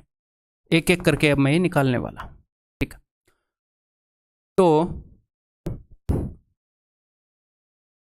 सबसे बड़े कोन की चीज़ देखते हैं। को एक बार इन छोटे कोन की हो गई, ठीक है, वन डायमेंशनल, तो ये सारी वन डायमेंशनल चीज़ें हैं ना, चलो निकालते हैं। या फिर इनका डिफरेंस, या फिर वैसे ही बता देता हूँ, दिमाग में कई चीज़ें चल रही होती हैं ना, आपको कैसे बताऊँ यार। डायरेक्टली अगर मैं रेशियो से बताऊँ, छोटा माइनस बड़ा ही कर लेते हैं, चलो। तो सबसे बड़े वाले कोन की रेडियस कितनी है, सबसे बड़े वाले कोन की रेडियस है 90, दिस इज 90। और सबसे बड़े वाले कोन की हाइट कितनी है, सबसे बड़े वाले कोन की हाइट है 120। तो देखो 3 4 30 3 90, 30 चौके 30 पंजे 150, 3 4 5 का 30 गुना है, ठीक है। अब सबसे बड़े कोन की वैल्यूज आ गई तो मैं किसी की भी निकाल सकता हूँ, उन्हीं से मैं निकालूंगा, ठीक है। तो बहुत ही ईजी तरीके से निकालूंगा, अदरवाइज मैं एक और तरीके से निकालने वाला था, बहुत ही ईजी तरीके से जो आपको समझ में आएगा। तो अगर ये वाली 90 है, सबसे बड़े कोन का रेडियस 90 है, तो मुझे छोटे कोन का रेडियस चाहिए और उससे छोटे कोन का रेडियस चाहिए। तो इनके रेडियस का भी तो यही रेशियो है। तो 6 का कितने गुना है 90, आप बोलोगे सर 15 गुना है, 6 का 15 गुना है। तो इससे छोटे कोन का रेडियस 3 का 15 गुना 45, ये है 45। ये फिर सबसे छोटे कोन का रेडियस है 1 का 15 गुना, ये है 15। मैं बहुत ही डिटेल में इस क्वेश्चन को बता रहा हूँ क्योंकि कई बार बच्चों को ये लगता है कि बस ऐसे ही चल रहे हैं और क्वेश्चन सोल्व हो गया। नहीं, हम टारगेटेड अप्रोच कर रहे हैं, हमें जो चाहिए वो चीज़ें निकाल रहे हैं, ठीक है। अब मुझे चाहिए अभी स्लांट हाइट, तो इन तीनों कॉन्स की स्लांट हाइट का भी यही रेशियो है। अगर छोटे वाले कॉन की स्लांट हाइट 1 है तो बड़े वाले कॉन की जो स्लांट हाइट है वो कितनी है 3, तो 3 में से 1 गया 2, और सबसे बड़े वाले कॉन की स्लांट हाइट है 6, तो 6 में से 3 गया, 2 और 1 3। अगर ये 1 है, ये 2 है, ये 3 है, देखो हाइट्स का जो रेशियो निकला वही स्लांट हाइट्स का निकला, क्योंकि हाइट और स्लांट हाइट क्या है, दोनों वन डायमेंशनल चीज़ें हैं। तो अगर ये पूरी 150 है, मैं तो सिर्फ 2 में इंटरेस्टेड हूँ मेरे भाई, तो 3 2 5 और 1 6, 6 की वैल्यू 150 है तो 25 गुना है, तो 2 का 25 गुना 50, दिस इज इक्वल टू 50। मैं इसमें इंटरेस्टेड हूँ। समझ में आ रही है कि बातें, कर दूँ अब मैं, ठीक है जी। तो कर्व्ड सरफेस एरिया होएगा भाई पाई, उसने पाई तो खोल ही रखा है, पाई आर प्लस आर यानी कि this plus this 60 into L is equal to 50 plus pi area of the bottom, तो इस 45 का स्क्वायर प्लस पाई, पाई को मुझे कॉमन ही लेना पड़ेगा 15 का स्क्वायर, तो पाई को मैंने ले लिया कॉमन, और कुछ भी अगर मैं कॉमन ले सकूँगा तो मैं लूँगा, शर्माएंगे नहीं। इन सब में देखें क्या कॉमन ले सकते हैं, एक तो 15 कॉमन ले सकते हैं, है ना। एक 15 मैंने यहाँ से काटा, एक 15, 2 45 है तो 15 3 45, एक 45 को 3 पर काट दिया, एक 45 ये पड़ा, और पाई भी मैं ले ही चुका हूँ, और एक 15 चौके 60, 15 मैंने कॉमन ले लिया। अब यहाँ पर आके और क्या कॉमन ले सकता हूँ, 15 पढ़ा देख 5 कॉमन ले लेते हैं और तो क्या ही ले सकते हैं। 5 थी 15, 5 नहीं में 45, 5 दही 50, तो मैंने एक 5 कॉमन ले लिया। अब ये क्या बच गया, यहाँ पर बच गया ये देखो, ये प्लस है इससे पहले वाला, ये प्लस है ये वाला, 10 के 40 प्लस 9 थी 27 प्लस 3, 27 और 3 30 और 40 70, 7 से 7 गया। यहाँ से एक 2 उठाकर इसको दे दूंगा तो ये भी 10 बन जाएगा, है ना। यहाँ पर बच जाएगा 11, 11 into this 165, option B. Clear है, समझ में आ रही है। ये छोटी मोटी चीज़ें समझ रहे हो जो मैं कॉमन ले रहा हूँ, ये कैलकुलेशन को कैसे ईजी बना रही है। तो ये चीज़ें मैं आपको अलग से एक क्लास के अंदर नहीं करा सकता। कई बच्चे बोलते हैं कैलकुलेशन की क्लास ले लो, 2 तरह की कैलकुलेशन है, जो अलग से क्लास लेके करवाई जा सकती है वो स्टार्टिंग में ले ली है, और जो क्वेश्चन के थ्रू करवाई जा सकती है वो मैं करवा रहा हूँ, ठीक। और वो रटनी नहीं होती, वो according to question with practice हमें खुद स्ट्राइक होती है। मैं ये चीज़ें रट के नहीं बैठा कि यहाँ पर एक क्वेश्चन आएगा उसमें ऐसे काटूंगा, नहीं, ऐसे कितनी चीज़ें रटेंगे। हम उस चीज़ में एक्सपर्ट बन रहे हैं तो हमें स्ट्राइक हो रही है उस वक्त, बस ये। A bucket is of a height 25 centimetre, okay, its top and bottom radii R this and this. एक बकेट है, इट्स कैपेसिटी यानी कि कुल मिलाकर फर्स्ट टर्म का वॉल्यूम पूछा, एक बाल्टी के बारे में इन्होंने बताया है, ऐसी है। टॉप का जो रेडियस है that is equal to 20, bottom का जो रेडियस है that is equal to 10। Actual आया हुआ क्वेश्चन है, हाइट जो है दैट इज इक्वल टू 25। तो वॉल्यूम क्या होता है, वॉल्यूम होता है 1/3 पाई इंटू एच, ठीक है। तो निकालें फिर, कैसे पूछा इसने, लीटर में पूछा है। अपने पास जो आंसर आएगा वो सेंटीमीटर क्यूब में आएगा, बाद में कर देंगे 1000 से डिवाइड, ठीक है। देखो तो 1/3 पाई को इन्होंने खोला नहीं, पाई आर स्क्वायर 400, अलग से निकाल कर लाऊंगा इसको, आर स्क्वायर 100, इन दोनों का product 200, 400 200 600 700 into height equal to 25। Okay, क्या कर रहे हैं ये देखना पड़ेगा, नीचे 3 भी पड़ा है यहाँ पर, ओके। 25 7 175 2 और पाई, ये है सेंटीमीटर क्यूब में। तो अब लीटर में कन्वर्ट करना है, तो बताओ कैसे करेंगे। मैं डायरेक्टली बताऊंगा नहीं, मैंने आपको क्या बताया था, सेंटीमीटर का मामला है तो छोटा डिब्बा, मीटर का मामला है तो बड़ी टंकी। छोटा डिब्बा 10x10x10 के छोटे डिब्बे में 1 लीटर पानी आता है, तो 10 10 10 1000 सेंटीमीटर क्यूब से 1 लीटर बनता है। तो इसको मैं 1000 से डिवाइड कर दूंगा, 1000 सेंटीमीटर क्यूब से 1 लीटर बनता है। आपको पहले अच्छे से समझा चुका हूँ मैं। इसको अगर मैं 1000 से डिवाइड कर दूंगा मेरे पास क्या आ जाएगा, लीटर आ जाएगा फिर, ठीक है। तो 2 0 से 2 0 गई, 17.5 बटे में 3 पाई। आया हुआ क्वेश्चन है CDS में, ऑप्शन है, ठीक है। क्लियर है। सो दैट्स ऑल, आज की क्लास यहीं खत्म होती है। ऐसी ही एक और क्लास होएगी, फिर उसके बाद mensuration 3D will be finished. उसके बाद हम स्टार्ट करेंगे ट्रिगोनोमेट्री, और ट्रिग्नोमेट्री से भी डरना नहीं है, बहुत ही आसान टॉपिक है भैया ट्रिग्नोमेट्री है। बहुत ही कम टाइम में बहुत ही एफिशिएंट तरीके से आपको पूरा कवर करवा दूंगा। और हाइट एंड डिस्टेंस तो ना के बराबर टॉपिक है, ऐसा तरीका बताऊंगा कि जो अपने रेगुलर क्वेश्चन है ना उनको तो आप ऐसे डायग्राम बनाए और उत्तर दें ऐसे देकर मारोगे, आप टेंशन मत लो, ठीक है। तो दैट्स ऑल, अगली वीडियो के अंदर मिलते हैं। इस वीडियो का जो भी फीडबैक है प्लीज़ अपना जो टेलीग्राम का ग्रुप है वहाँ पर दिया करो कि मेरे को वीडियो ऐसी लगी, जो भी आपका फीडबैक है वहाँ पर, ठीक है। मैं उसके ऊपर कॉन्स्टेंट नज़र रखता हूँ फीडबैक। अगली वीडियो में मिलते हैं भाई, बाय।